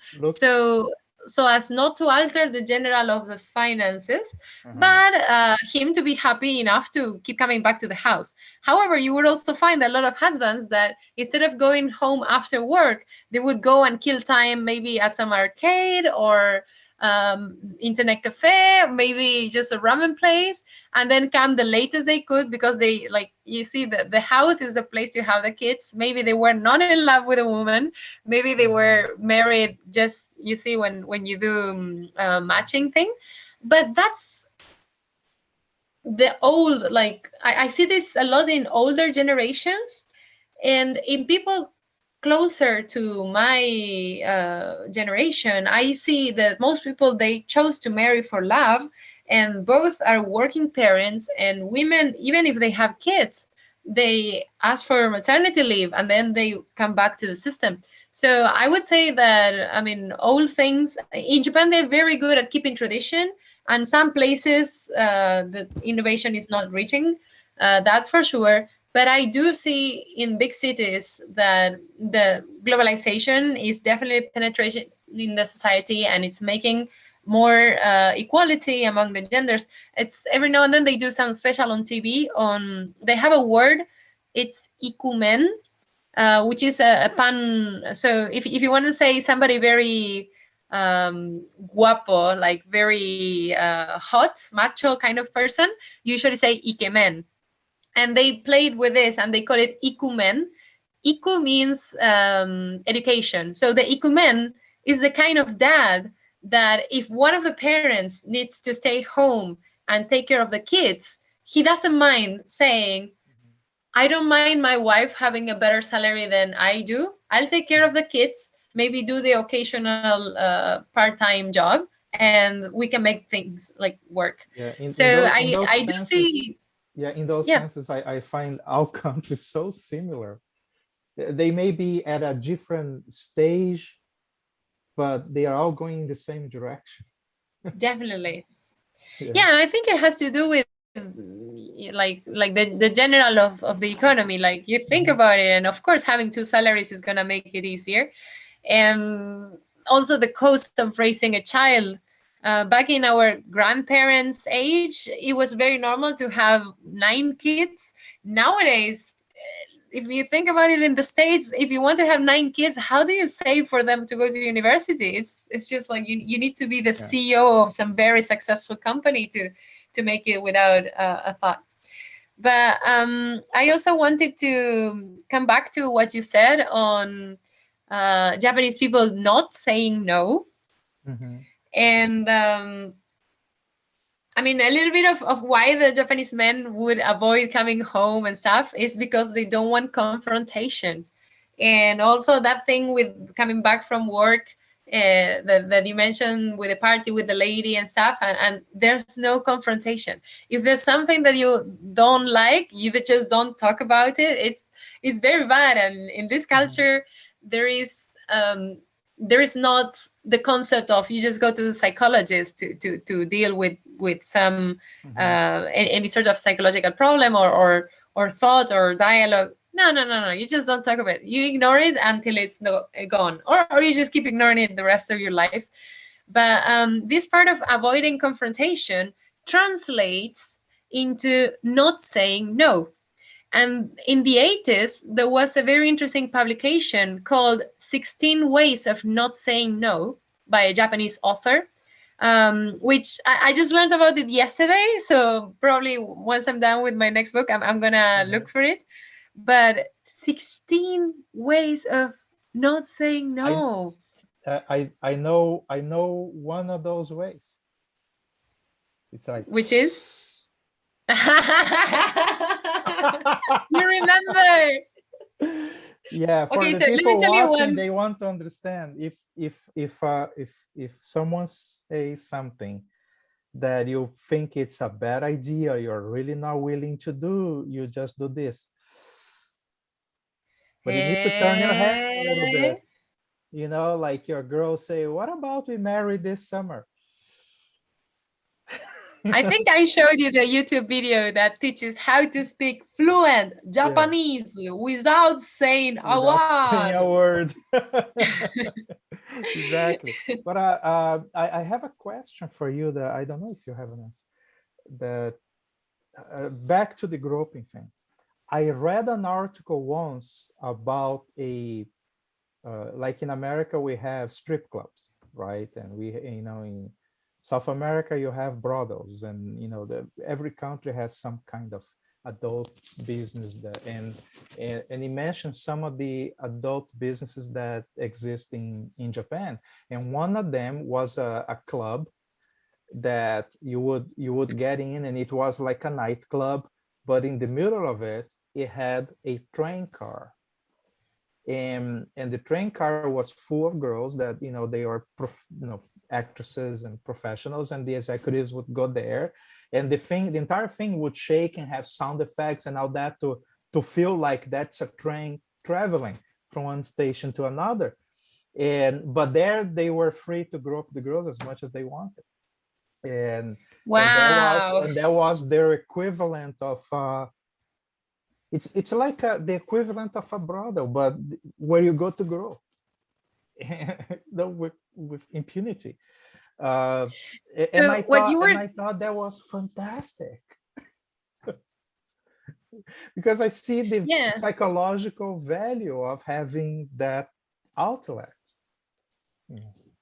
So I always complain that in Japan, there are a lot of rules that they say, like, don't park your bicycle here, don't do this here. And I always say, like, if they will have a don't do this sign, they should have a do it over here, because in the rest of the world, that's how it think. Like, don't litter this place, and they give you a trash can. Here, they just give you the don't litter and no trash can. So what you just said of having the train to role play the groping, that sounds perfect, because you are telling them, like, this is illegal, you're not supposed to do it, but here, this is like Disneyland for grown-ups who have these pervy fantasies. Come do it, it's all that you want. Exactly. I bet it will be full of gaijin as well. Well, I haven't heard of it actually, and I don't think so. I don't think the gaijin gets the kicks for that because you see, we kind of like to have relationships before getting physical about it. I don't know. You That's my apparently you perception. don't know, guys. But maybe those gaijins are the one you were mentioning earlier Exactly. that go to Ukraine to look for a wife, and they are escaping Yeah. some sort of But no, other. but the thing is, sometimes when I'm talking about psychology, I really find tremendous value in role play. Role play didn't come up to exist by accident.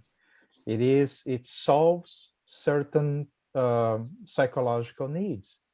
Like go to Germany and see how much LARPing they do. It's incredible. Germany is the world capital of LARPing. What is LARPing? Live action role play. What is it? They are simulating war. They go in big groups and they have weapons that are actually rubber, so they are not going to hurt much.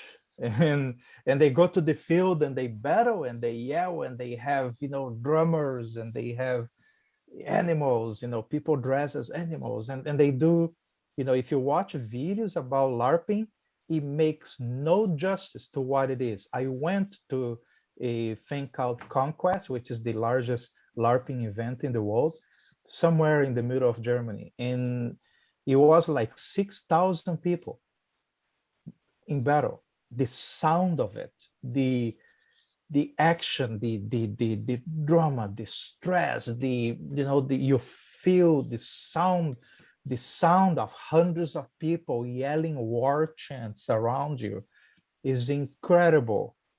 And I was participating on that, and I was thinking, yeah, of course, Germans need this, because they are so radically pacifist now, to the point that they are incapable and unwilling to defend themselves. Okay, so they need some role play for some of the individuals among them need a role play to get that energy out. Otherwise, they'll be committing crimes. And one reason that it doesn't happen as much, they don't have so much role play in America, is that we exhaust that energy a little more through sports and a little more through actual violence. So that's why LARPing is not so popular here, but then it is in Western Europe. And I think that when those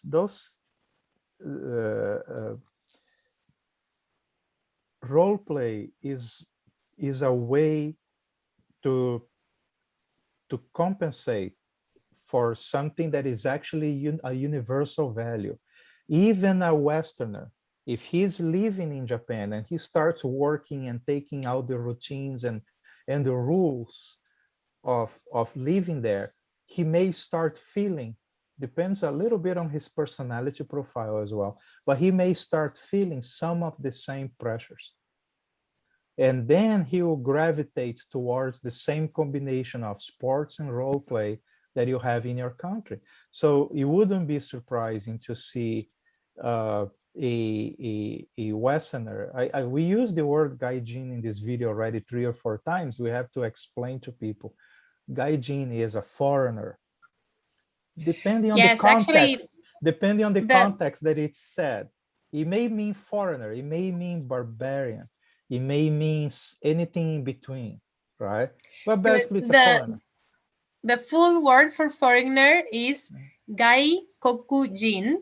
You write it outside country person. That's the foreigner. That's the also politically correct way of saying it. When you say gaijin, you're just saying the outsider. And because it's shorter, a lot of people tend to say foreigner as outsider, which is politically incorrect, especially because it has some derogative meaning. Because when you say it could be and I think it's this feeling of like you don't belong here. You are the gaijin. which is not the same. I mean, if I'm calling you a foreigner, or if I'm calling you an outsider, outsider means I'm not letting you in. Foreigner just means, well, you have a different passport. That's it. I'm not saying Yeah. it's good or bad. Yeah. So yeah, that's the big difference. And I heard it in another one of your podcasts that you were talking about, like being an American overseas and having the perks, and that you would be sometimes playing with how much of the language you understand, and Yeah. if they speak English, you start speaking in Portuguese and things like Yeah. that. And I think it's also very similar in Japan. Sometimes one can choose to play the foreigner card and get away with things that a local would not be We able do. to. Yes. Yes, we do. Well, oh, wow. At least I do. I have to admit that. Many times it happened that, like the police would stop me, and the police stopped me many times in Ukraine when I was riding the motorcycle. But every time it happened, it was my fault. I was speeding, or I did a turn where I shouldn't, or something like that. So I knew I was wrong. And then they would start talking, and I would say, I'm not understanding you. And only once a police officer, he saw the license plate, and he came talking to me in English. Immediately, I switched to Portuguese, and I said, "Não te entendo, né? Não entendo o que você está falando." But So I could throw a curveball at him, and of course he didn't speak Portuguese.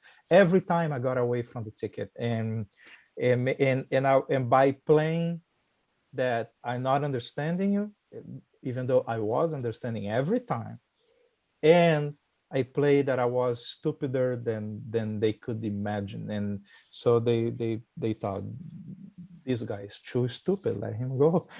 Right?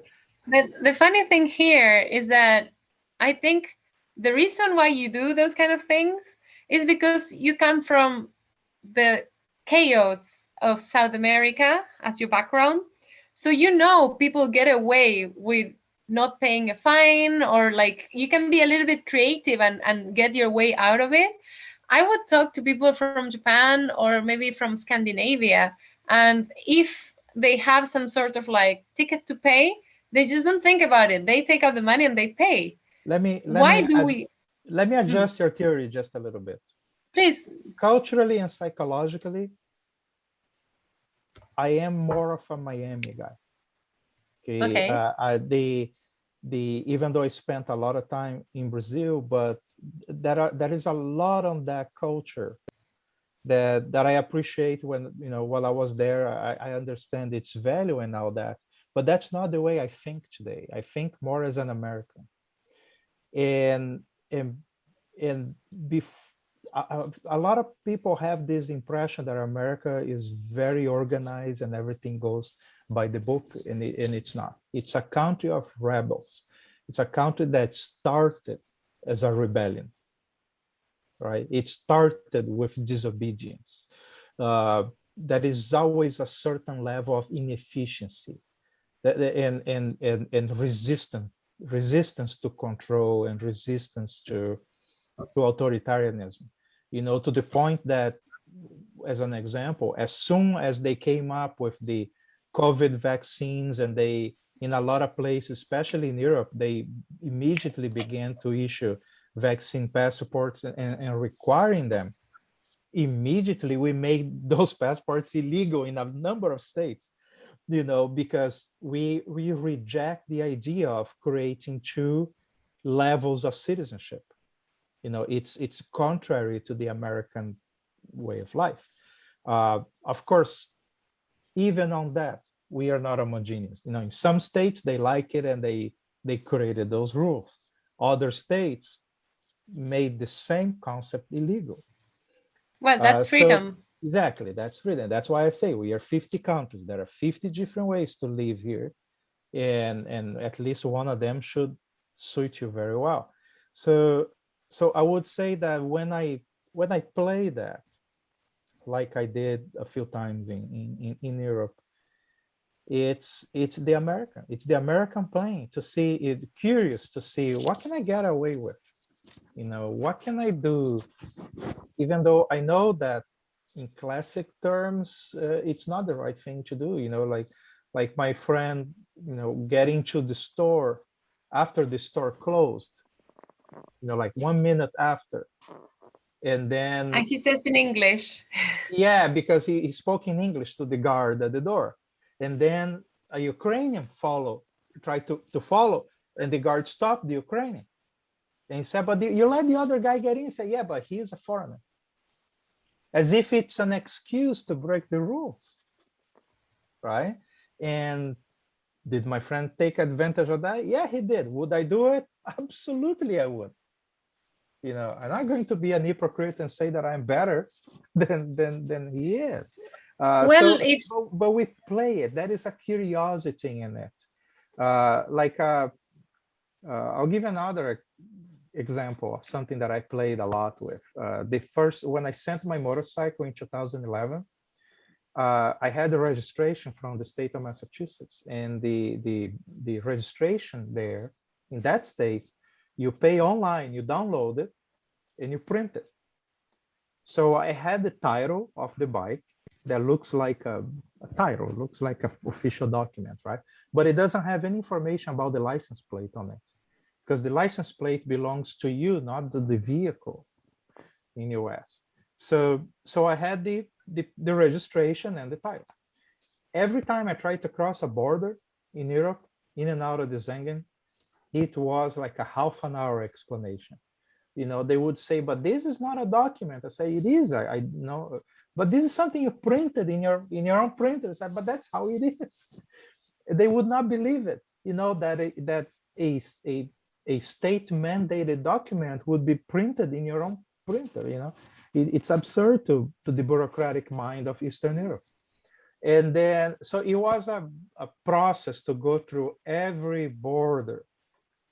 So at some point, in 2012, before going, I decided I was looking at the registration for my car here, and I thought, I'm going to just make one. So I bought paper that we used to print certificates, right? And it has watermarks and all that.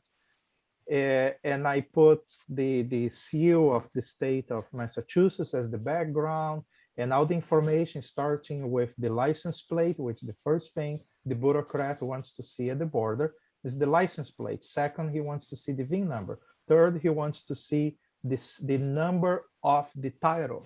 So I made everything match correctly, and then the year, and then my name and the tax information. And then I put a barcode at the bottom, and then I printed in that nice paper. And I had a stamp for something here that I don't remember what it was. And I stamped the back and I signed with my left hands to be a weird signature. And I left a cup of coffee on top of it to make a stain. And then I folded it 50 times. So that paper now looked like a very bureaucratic thing. It was as real as a $3 bill, but it went through every border in less than 5 minutes. Like, the bureaucrats would look at it, look at the bike, and they liked it. Say, "All right," and let me.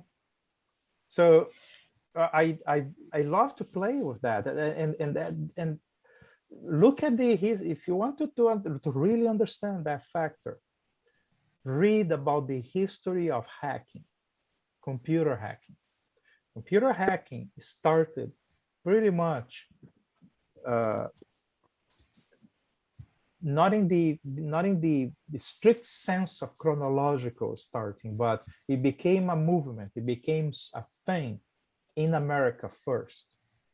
As soon as we have phone systems and we start having computers running things, we start having hackers in America. No other, it's the first country to do it, right? And when you look at because we want to test the limits. Yeah, and that's another reason that we have so much innovation here, because innovation is many times it's an expression of people trying to break the rules and to make it better, and to reach that level that you have not just innovation, but you have disruption. And disruption is exactly what it means. It's a positive and a negative thing as well. You create something that disrupts the market, you make a lot of money, you create a lot of benefit, you create a lot of result, but you probably also destroy some businesses or some rules on the way. So it's a Like destructive process as well. like when they discovered oil and the whaling industry had to perish. Yeah, exactly. You destroy the whaling industry, which was a destruction of environment before. Yeah, I'll, so I'll it give was actually a lucky turn for the whales. If not, we wouldn't have any more alive. exactly. I'll give a very clear example. In the 17, I studied recently the story of ice, of the commercial use of ice, because I Oh, watched me too. that movie Django Unchained. Did you see that movie? No, I read a book about innovations, and they talk how they would bring the frozen pieces of a lake all the way from Yeah, Boston into the Caribbean. exactly. So there is a documentary, a very good documentary about it on YouTube, but also in the movie Django Unchained, the story goes on in 1890 or so, and they walk into a bar, and Dr. Schultz serves a beer. He gets two glasses of cold beer and brings to the table. And I was thinking, did they have draft beer in 1890? And I started researching that. And yeah, it started in the 1750s or so, that they would cut pieces of the lake north of Boston Yeah, with and the send them colonies everywhere, in the including the Caribbean. Caribbean, exactly. And that's where and it worked as soon as they figured out how to do efficient insulation that was done with asbestos at that time, and and the So, and that made possible to move ice. But as soon as refrigeration became commercial and it was possible to produce ice at at home. the same location of, no, in the beginning it was a commercial thing, it was a business, that there was an industry created around making ice in that city. So you would Yes. have a business like that, let's say in Houston, and they would make the ice in Houston during summer, and that destroyed the ice transport industry, the ice harvesting industry. And then later, when residential fridges and ice makers became popular around the 50s and 60s, that destroyed that industry and created the refrigerator, as a But product. at the same time, there was another very interesting deviation that it took. The theaters used to be the most horrible place to go on a hot summer day because it's just a box full of people.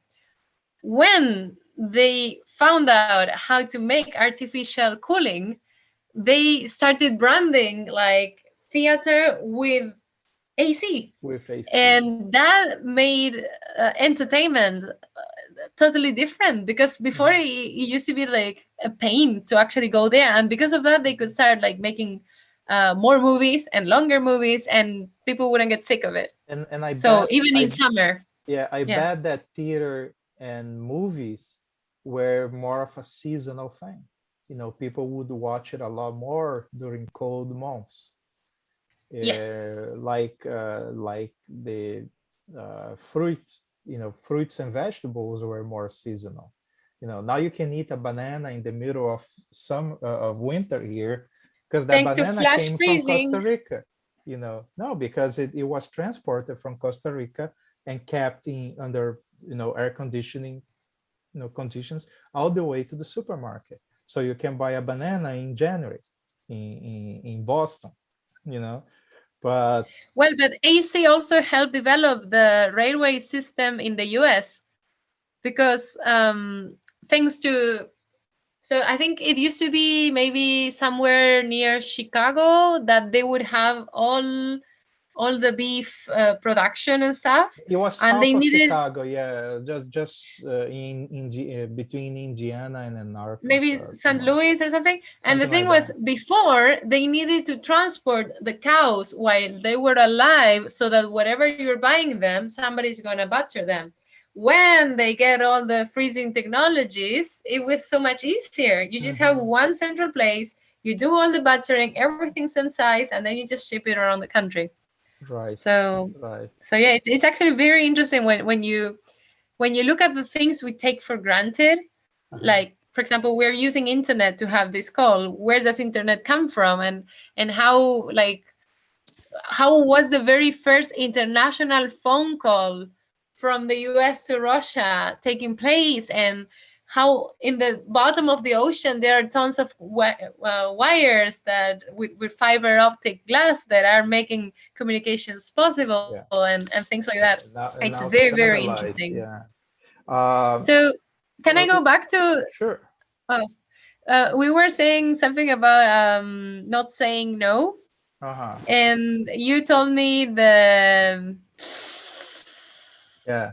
gesture, and I wanted to chime in one very interesting moment of learning Japanese in Japan was when in the very advanced levels, just it was very close to my graduation, and I was already fluent.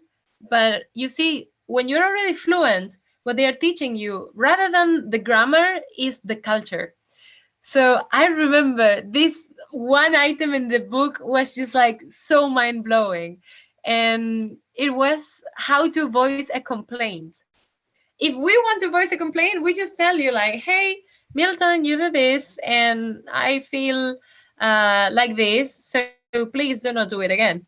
Uh, in this class, they would give us the example.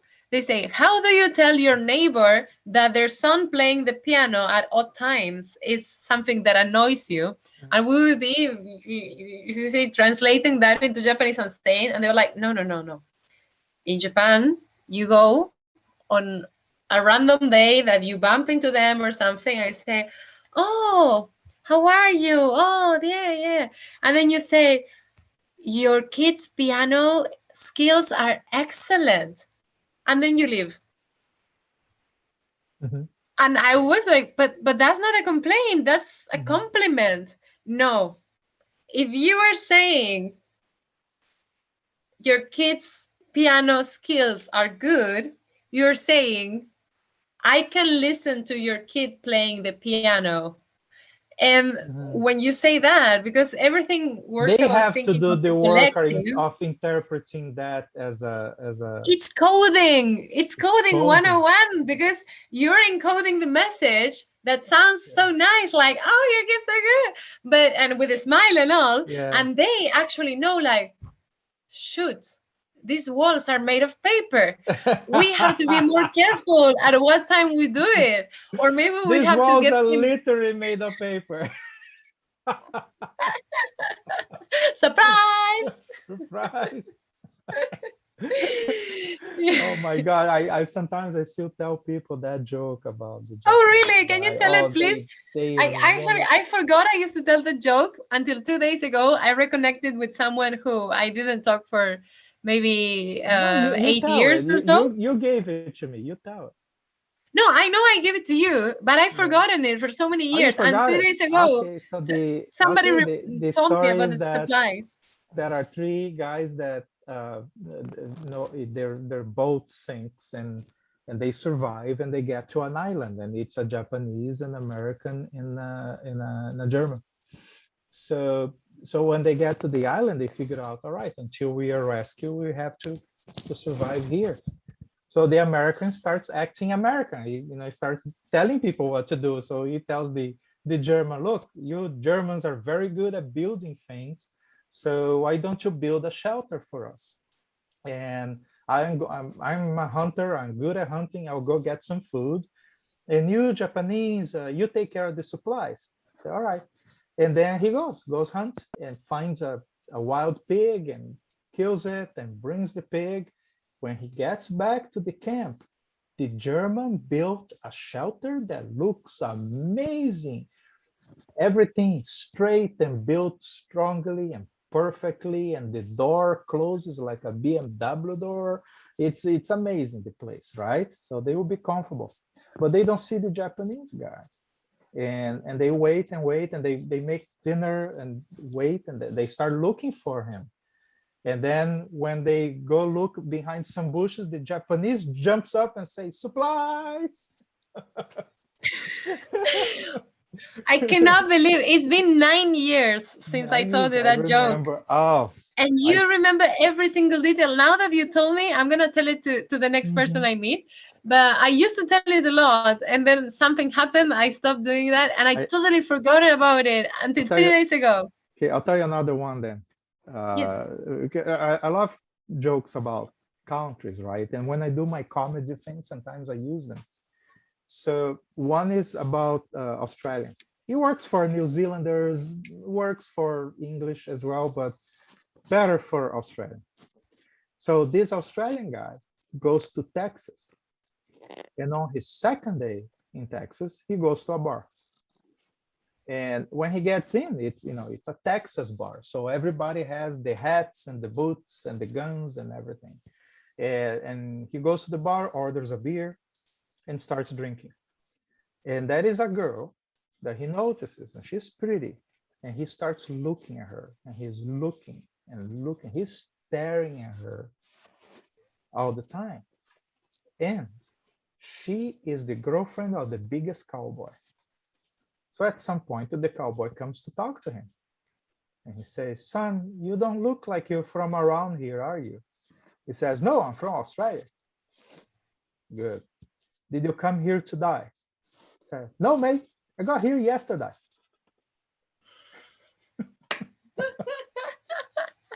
That's so good. To me, that and the Japanese one are awesome. Very, very, very good. There is another, before we talk about anything else, there is another thing that is still regarding language that I wonder about. So in Japanese, there are no curse words, right? Like is there any? Like how do they express frustration?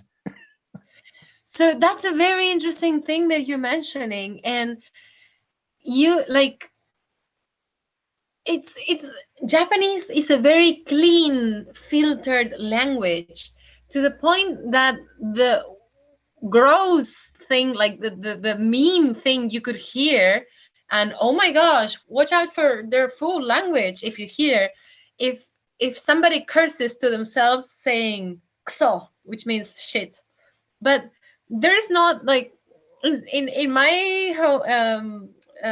mother tongue, we have so many creative outlets of odd words directed at the other person, like how you're gonna call them, or their mother, or whoever in the family. But in Japan, you don't do that. In Japan, the country with the cleanest language produces the most scatological pornography.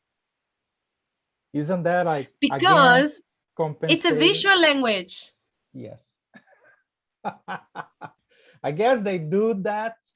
I cannot understand what they are saying in that porn, but it's like they must be talking about something really nice, like flowers and jasmine and blue skies and something, because so desu ka? But when you were making the comment on role play, I wanted to chime in.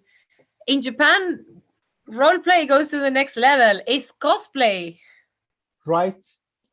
And because the visual aspect is also very important. And cosplay is so powerful that it became popular in the West. So there are cosplay festivals and there are cosplay events. If you go to Comic-Con, it's a freaking circus from the year 3000. It's all happening there, and every character from comics and DC and this and Marvel, everything is there, plus all the Japanese characters, plus the old ones and Disney, everything is there.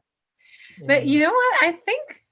So I am not very sure on the history of it, but if you think about it, in Japan, there is a very big population, and whenever they do a Comic-Con kind of thing, there's also a very big number of attendees, because historically in Japan, manga or comic has never been only for kids. So that was Mhm. one of the prejudices that my mother had against me as a teenager. Like, why are you watching cartoons?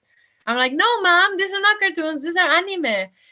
Because in my mind, I knew like some anime are for adults. You have Mhm. blood, you have killings and stuff. Yeah. So in Japan, all the written media, even if it comes in the shape of comics, it doesn't mean that it is aimed at kids.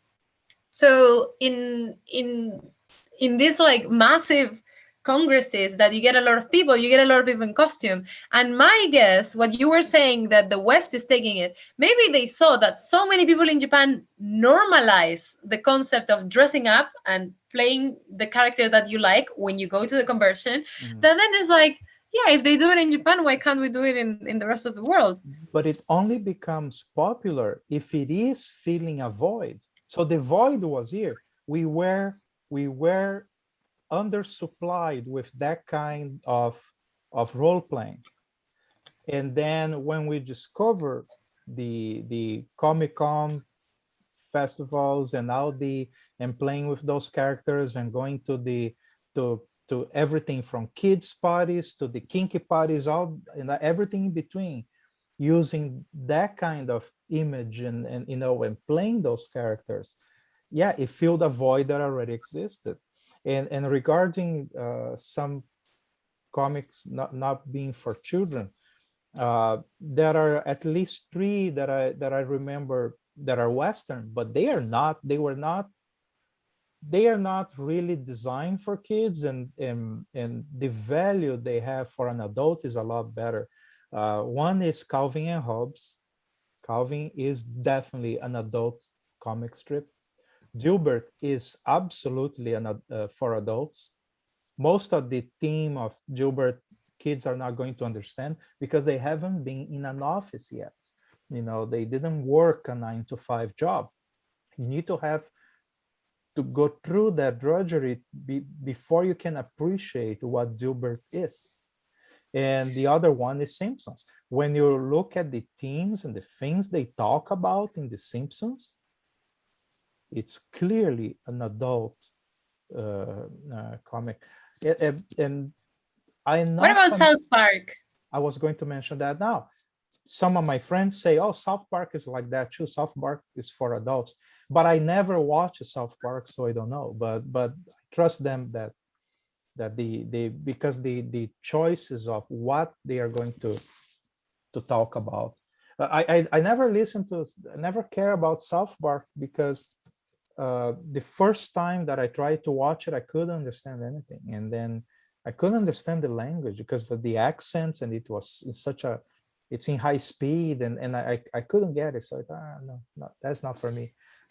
So I recently watched the okay, so when I was young, I remember being 11 and people would be talking at school about South Park, and they would play it on TV after 10 p.m. That was past my sleeping time, and God forbid my parents found me with the TV on. So you know what I would do? I would put the colors of the TV. I would make the color go all to black and white because it would be less bright. I would take all the brightness. I would have it mute, of course, or maybe like the tiniest audible sound, and I would try to stay up and watch it because it was this like dirty thing that like, oh, you're not supposed to be watching.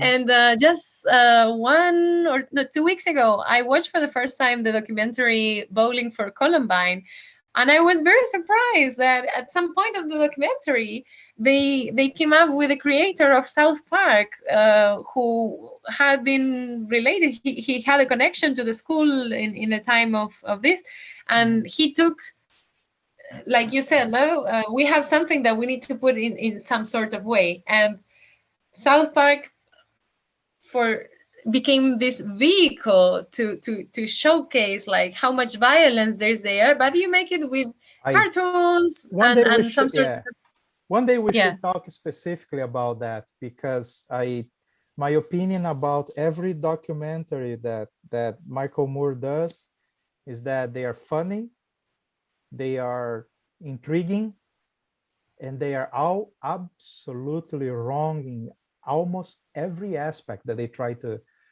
Michael Moore is so, he twists it so well and so intensely that I would say it's basically all wrong.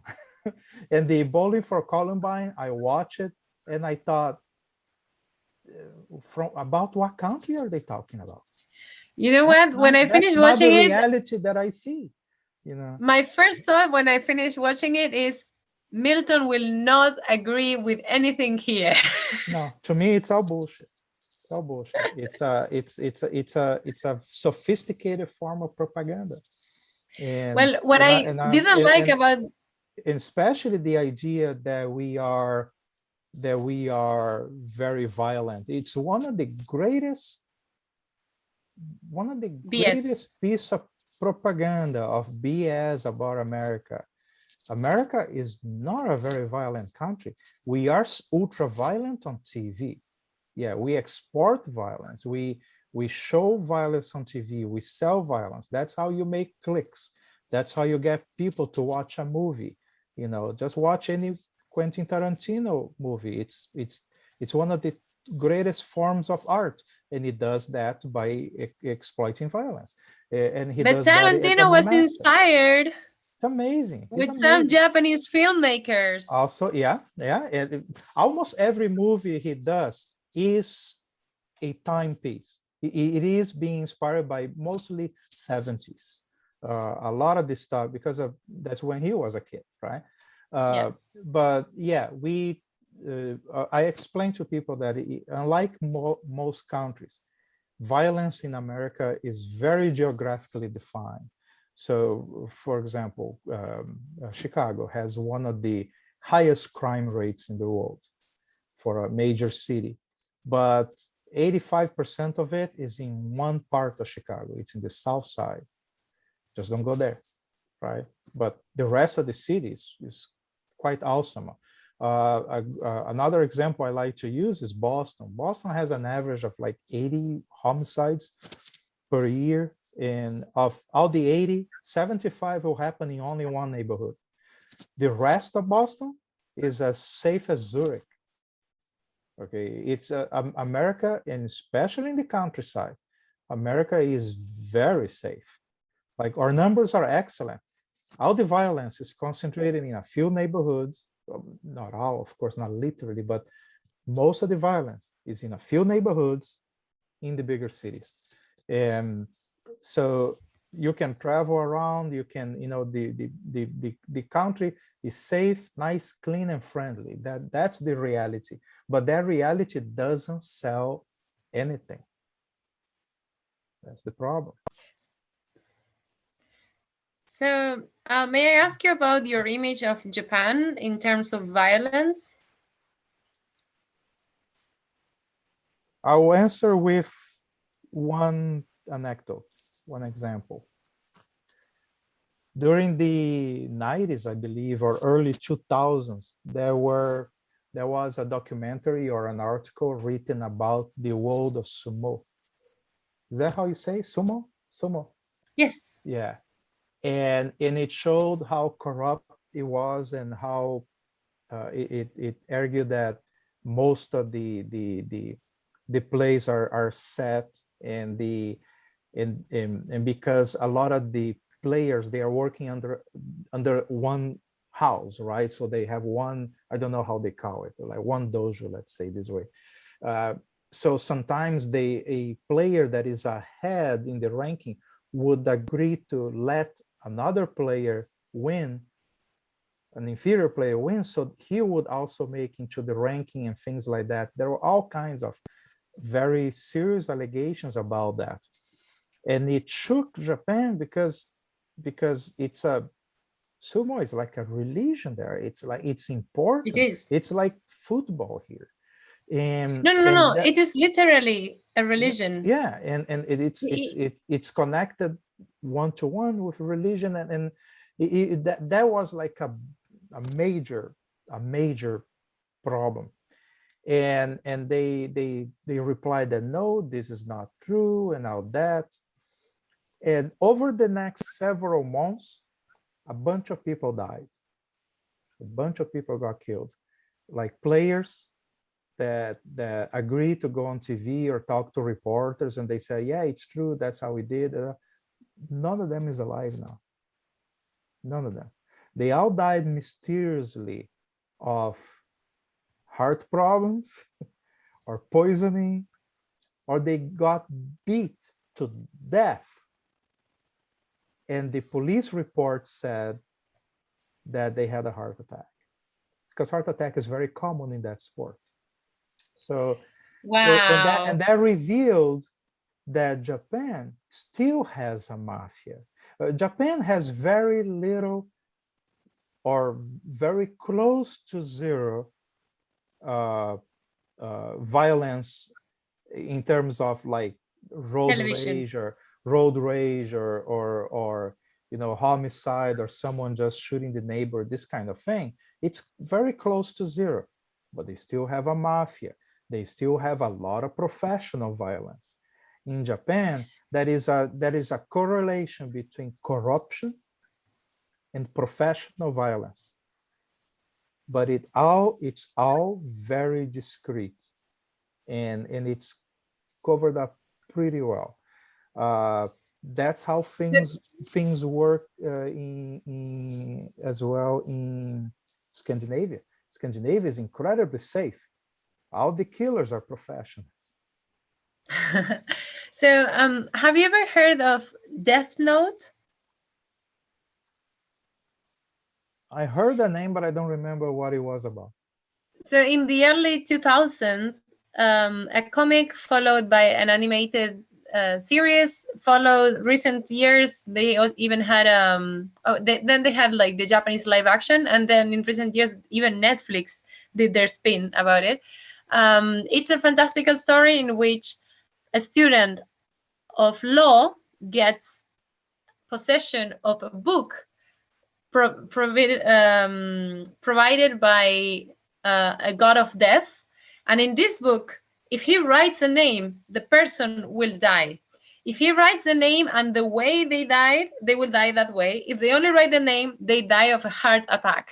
So what you just told me on how the filing of all the cases are filed as heart attack, it just made the whole significance. So I remember reading that when I was 14, starting to learn Japanese, and it blew my mind. It was such an interesting twist to having an anti-hero, because the protagonist is the one killing all the bad guys, but he's killing bad guys. He's killing all the guys that, because of justice, they got away with murders and stuff. So he will go pick up on those in the gray zone and start killing them. But at some point, they discover that he is doing the killing, so he starts just killing whoever is on their way, right? But that's why the story is very interesting. But this, when you just said that they filed them all as a heart attack, it's so funny, because that was one of the things that happened in the story, that they connected the dots that there's somebody doing massive killings, because they suddenly all die of a heart attack, and it makes no sense that in 1 or 2 months, so many people all over the world, all the criminals are dying of a heart attack. In America, when people get too convenient, they commit suicide in prison. Oh. Yeah, they start to annoy people that are too powerful. Suddenly, they are arrested for something unrelated, and they commit suicide in prison. It's happening way too much. So, if I can jump topics? Sure. Earlier, you mentioned one of your pieces of advice when coming to Japan was that they will follow you. No, I told that to that girl. I said, the people from work will follow you to the hotel. They will not talk to you. They will just wait until they see you get through the door. Yes, and you know the funny thing about that is that now we have Google Maps and the world is easy. But while the Western world had been doing urban planning with parallel streets, diagonal streets, names on the streets, and numbers on the blocks, houses, and everything, the system in Japan, and the system is still ongoing, it's so far away from our logic that Yeah. before smartphones were a thing, finding a place was actually an odyssey. And the typical rule when you're making a friend is the first time they invite you to their house, they will go and pick you up at the closest station, and they will walk you to the house so that you remember the way, and then you can go back and stuff, and then next time they don't do it. But the Mhm. very first time, they must accompany you to make sure you don't get lost, and that I- was a rule of thumb. Yeah. So Is maybe it? what you were saying, No, yeah. but is it still normal? Because I read that that was normal, that when they, if someone invites you to visit them and they give you a card, that the card would always have a map on the back telling how to get to their place, because the streets don't have names, but the blocks have names, and you could draw a map in relation to a station, to some, or to some other landmark, and So then it would not give instructions to how to get there. And the houses are, like here, the houses are numbered, like in US, the number of the house is based on the position on the street, right? And so yes, they are numbered in order, but in Japan, they are numbered in the order they were built.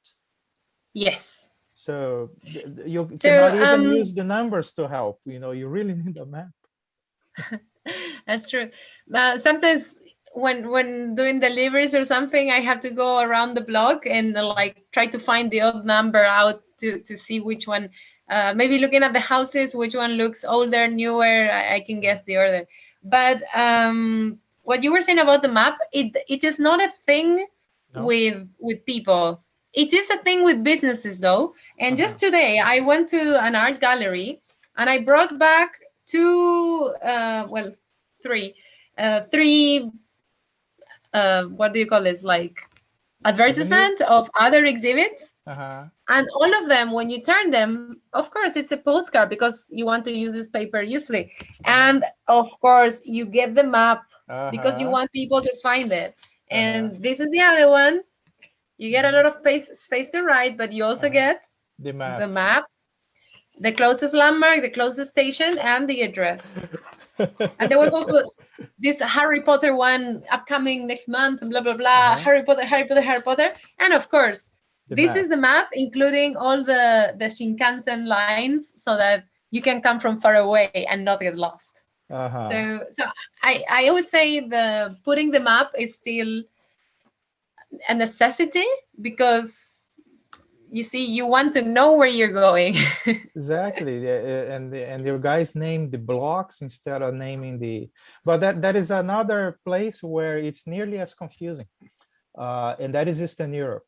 The former Soviet countries, or nearly Soviet countries like Bulgaria and Romania. But you see that a lot in Ukraine, is that the buildings have numbers, but a lot of buildings have a plaza in the middle. The building is actually 2 or 3 or 4 buildings together. So the building has a number, but then you walk through an atrium and you go in, and there is a plaza in the middle. And then there are businesses or bars and things like that inside, and they have their own numbers too. So sometimes you get an address to something, it says it's this street number 140, and you go there on the street and you cannot see 140. You see, here is 80, here is 200. And then you are wondering, as an expat or a visitor, you're wondering, what the hell is that? But then you realize, you have to go through the garage, you go in the back, and there are a bunch of numbers. And that's when you find it. I remember one day I did a party in a bar called Palata Number 6, which is it's the name of a movie. The story happens in a sanatorium, and the bar is decorated as that, and all the servers are dressed as nurses, and they do the drinks are served in test tubes, and it's a funny place. But again, it has a number. It's in the atrium, in the middle, and it is downstairs, and there is no sign, just a gray door, and there is no number on the door. So it's like a secret. So I did my birthday party there once, and half of the guests couldn't find it. So one of the things I believe is very safe to live in Japan, when you buy a house and it's your family house, the mailbox has the family name on it. I find it like in my home country, you would never think of putting your name out there. It's like you're giving your name, people know where to find it. It's like saying like, come rob me. Now you know who I am. Yeah. But here it's so normal to put it as part of the address. Yeah, this is the family name, so that if you're lost when looking for the right address, you just check, oh no, that's a different family. Okay, then it must be the next door. In So Belgium, yeah. I saw the mailboxes in buildings and houses. They had a sticker. It was like a red sticker or a blue sticker, or sometimes one or the other. And I asked a local what that was, and because I couldn't read, it was written in Flemish in the town where I was, and he said, "Oh, if you put this sticker, they are not going to deliver any advertising on that box." I do that too. Thought, oh, we need that. I made my own sticker. I took tape and I wrote on top of it, I do not need any of your leaflets. And the moment I put it, it's like I learned the magic word for open sesame kind of thing, because suddenly the flow of ads that would come over and over, suddenly they were not there. It was a little bit lonely to open my mailbox every day, and it's empty. And I was like, find nothing. It's empty. And tomorrow too. Oh. So it's actually very liberating when you only pick up mail and you don't need to pick up this kind of advertisements. Yeah. Here, if yes, if feels lonely if there is nothing on the box, you'll think, wow, maybe my mailman died, something like that, because there is no other explanation. I live in a building with many apartments, so I can see that the other ones, if they let it stay for one day, they're overfilling with ads. And I used to be that, but not anymore. I'm the only one who put the no thank you, and it feels so good. And I talked to a friend and I said, like, the one who taught me this trick, and I asked him, like, but haven't you ever got any mistaken leaflet person giving you? And he said yes. And when I got it, I phone called them and I said, hello, I put on my door that I don't want these leaflets, and somehow your leaflet got through.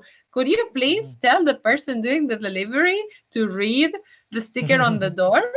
And just like that, I was like, oh, this is so amazing. So amazing. But back at the you asked me about my impressions on Japan, and so I said violence there. Yes, I expect that there will be violence, but it's organized. professional. It's professional.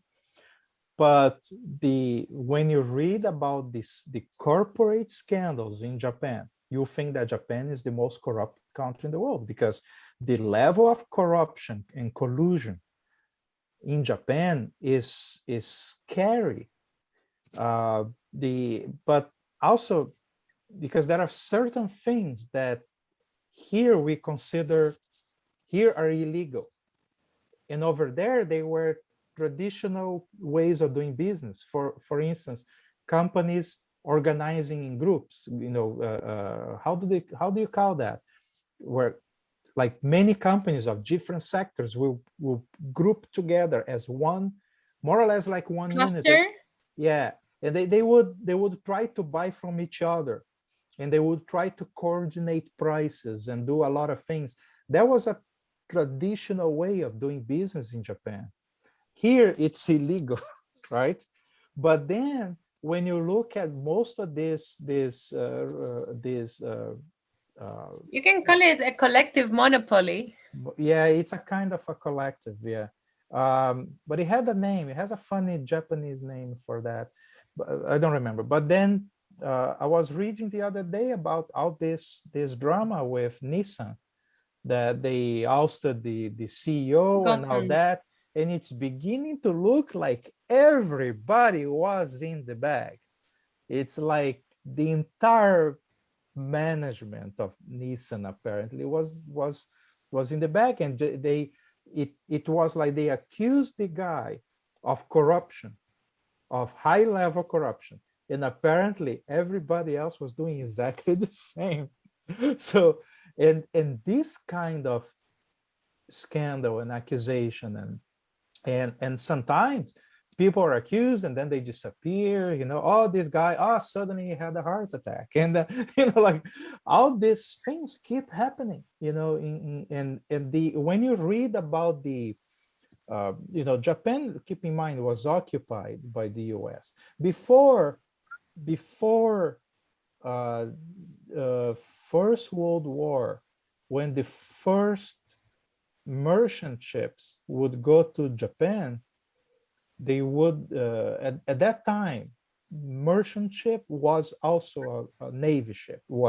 There was no merchant navy and regular navy. Merchant ships had cannons, before the 20th century, and they would approach Japan, and they would not let them get to the port. They had to Yep, shoot the city. They had to shoot the yep, city, and then they got in, yep. right? Okay, now let's You know start that doing commerce.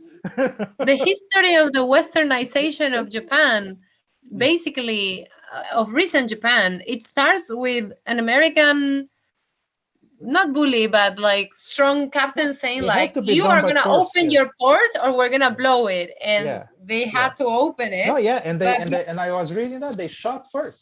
They had to shoot, and then the Japanese would, because the Japanese didn't have a cannon at that time, or at least which no. gets us Yeah. back to your comment of the working Japanese men needing fear from the lady Mm-hmm. to pay Is attention to her.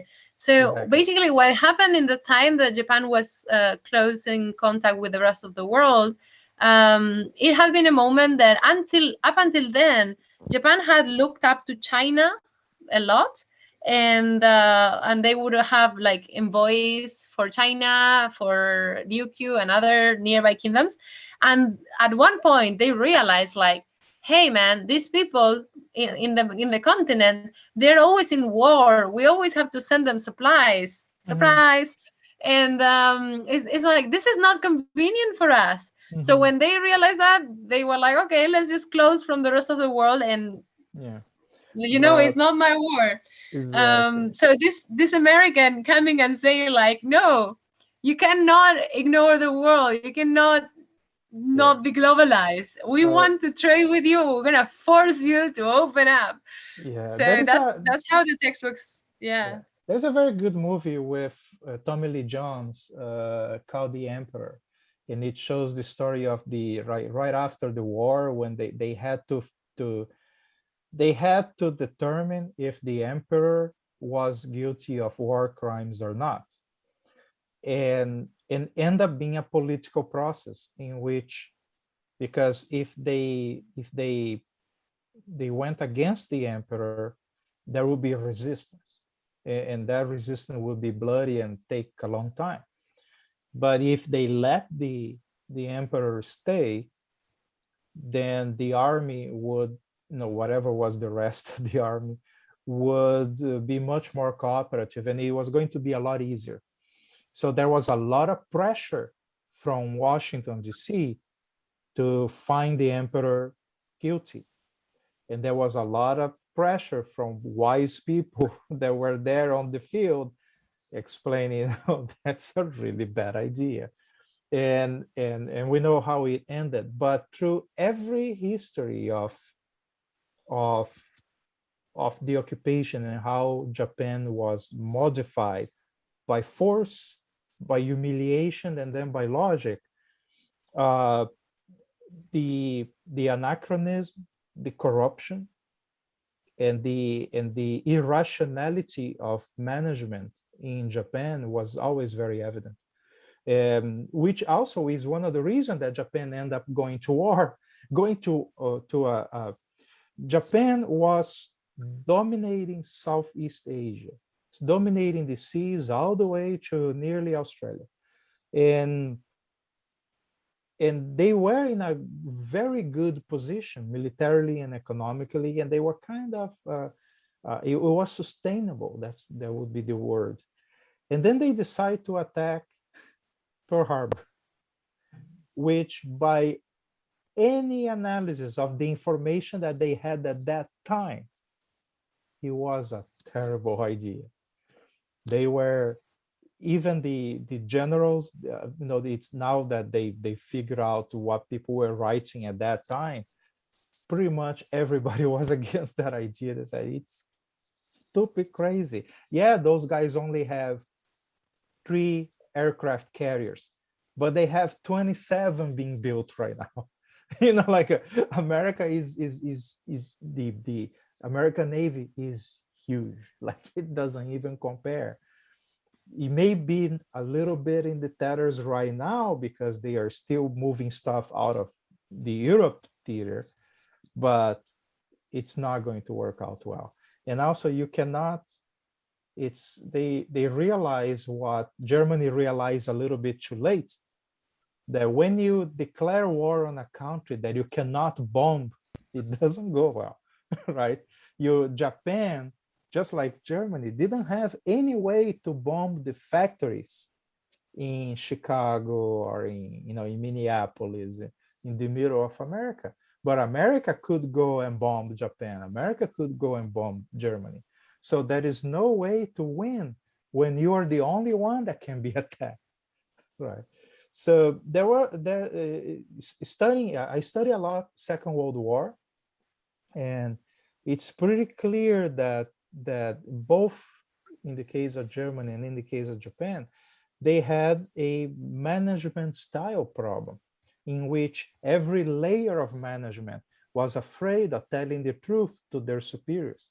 There was always this pressure to embellish the numbers, to say that, oh yeah, we are doing well, and try to compensate that with overworking the people below you. You try to make them work harder, so it creates that reality that you said to your superiors, right? But that is fear of admitting errors. That is fear of telling your boss, boss, you are great, but this idea is shit.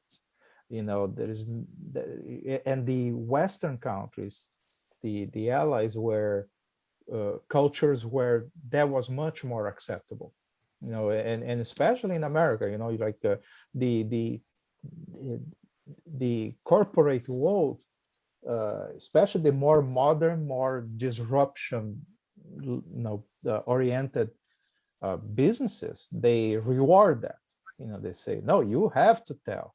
I remember a conversation, an interview with Elon Musk recently, where someone asked, what is the most difficult thing? And he said, the most difficult thing is to make sure that people will tell me when I'm wrong. I need to create measures to guarantee that, because otherwise they take the requirements that I write as correct every time. But everybody is wrong at least sometimes, so yes. He had to create these methods and this culture where that gives everybody the courage to say no to their manager, or to bypass their manager. So my image of Japan is that, yeah, it's clean and beautiful, it's kinky and it's fun and it's amazing. I'm dying of curiosity to go there and do some long walking, and I will do that at the first opportunity. But there is this South American girl who cannot wait to couchsurfing host you back and cool. Maybe rediscover the country through your eyes and surprise you with all the things that await here for you to discover? Definitely. Actually, you use an expression that it's a little bit of a overused lately, but it's true. I know that it's true when you say it, and when I say it, it's true as well. Many times, imagine how used I am to Miami, right? But many times when I have a guest, I like to go and show them the city because I rediscover my city, through their enthusiasm, and I see how they are liking it, and then it renews, renews my sentiments about my own place, and I know that that's one of the things we get from having a guest, is that discovery. So yeah, I'll be happy to do that. So now that couchsurfing is not what it used to be, I've been sharing Xenia Travel with my friends that I met through couchsurfing, or maybe we met through another way, but we found we're both into couchsurfing. And I really hope that we can build a bigger and bigger community that shares these values. I really admire all the job you're putting into restoring this, because to me, couchsurfing, I started doing it when it was still this era that you needed someone to introduce you to it, to find about it. Later on, there were so many people blogging about it, and it just became like the way to get free accommodation. And sometimes you would host and not get the very nice cultural exchange that you were used to. But yeah, my very fond memories of using couchsurfing was definitely connecting to a person in the place that I'm going. So making a friend in the place that I'm going before going, it made the whole trip more purposeful. And if there's one thing that was very cool about Miami, was meeting you, because you introduced me to hashing, and that was fun. That's true. You That's took me to another great line network. dance. Yeah, and you took me to line dancing, and I've never ever thought that that was a thing. And when you showed me that, I'm like, oh wow, organized dancing. How didn't I think about it before? I know, and there's so many other local views that you gave me. And being an expat, you also had this double, the hybrid mentality that could tell me like, oh, this is like in South America. Maybe you missed a detail. I'm not an expat. I am American. Maybe you inverted. You're thinking that I'm Brazilian. Yeah. No. You are definitely American. What I meant is a hybrid, meaning a double culture. So you have a background. But do you remember what's the other half? So I'm half American. What is the other half? Viking. I'm a Viking. That's right. That's right. And I don't know if I explained that to you. Yes. Yes. Yeah, 9th century Viking, not IKEA Viking. Right? Yes. I am like old. But we did we all put our names backwards and put the umlaut to see if Ali Mac would sell on IKEA or not. So many people follow that one. I love it, that post. Oh, it was very different to your usual visual memes. And it was very engaging, I would say, because it's asking for action, very simple. And the more variety you get, the more you can laugh. So it was a very interactive post. I enjoyed it a lot. Right. So yeah, So if someone is watching this video, so that you don't feel an outsider for the joke, write your name backwards, and on the first vowel write the umlaut, I think it's called, the symbol on top. And that's what your IKEA furniture would be called. Yeah, your IKEA furniture name. Yeah, I had there is only one post that I did a few years back that is still, I couldn't beat it. Like that one got so many likes that it was crazy. And it was when I went with to Los Angeles with Kim, and we produced a photo where I took the photo sitting on the couch with her on my side, and I had my arm around her or something like that. And then, so we took the photo, we put the camera on automatic, or I had a remote control, I guess. So we took the photo, and then she went, she put a different dress, she changed her hair and everything, came back to my other side, and then she put her arms around me, and then the camera took the second photo. And I went on Photoshop, and I did a perfect Photoshop job to merge the two photos so it looked like there were two of her. And then I posted on Facebook and tagged her and saying, "Oh, I always like it to date twins." Twins. And then what happens is that the photo was so good, the merging was so perfect that a lot of people that knew her got mad at her. They said, "How come you never told us? That you never told me that you had a sister? Oh, that's how you keep traveling everywhere and you do all these things because there are two of you." You know, so a lot of people believe. That's hilarious. Yeah, and a lot of people that know me, they say, "Yeah, I know you like twins."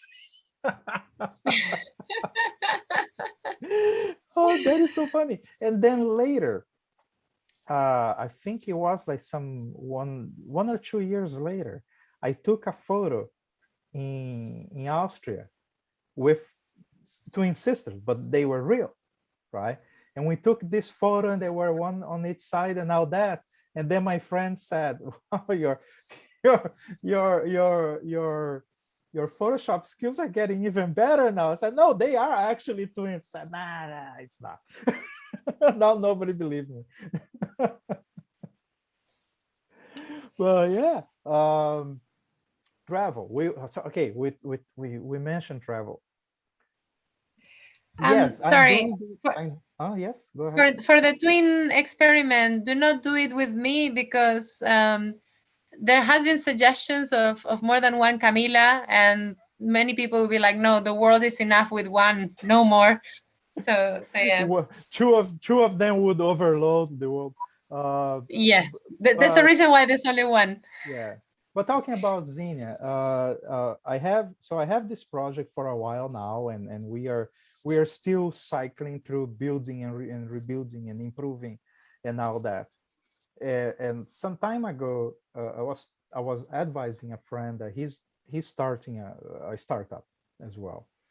Uh, and he was saying, "Oh yeah, I'm going to do like this and this, and then in a year we get this investment and we do the other thing, and in 2 years this is going to be a success." And I said, "Well, it may happen like that.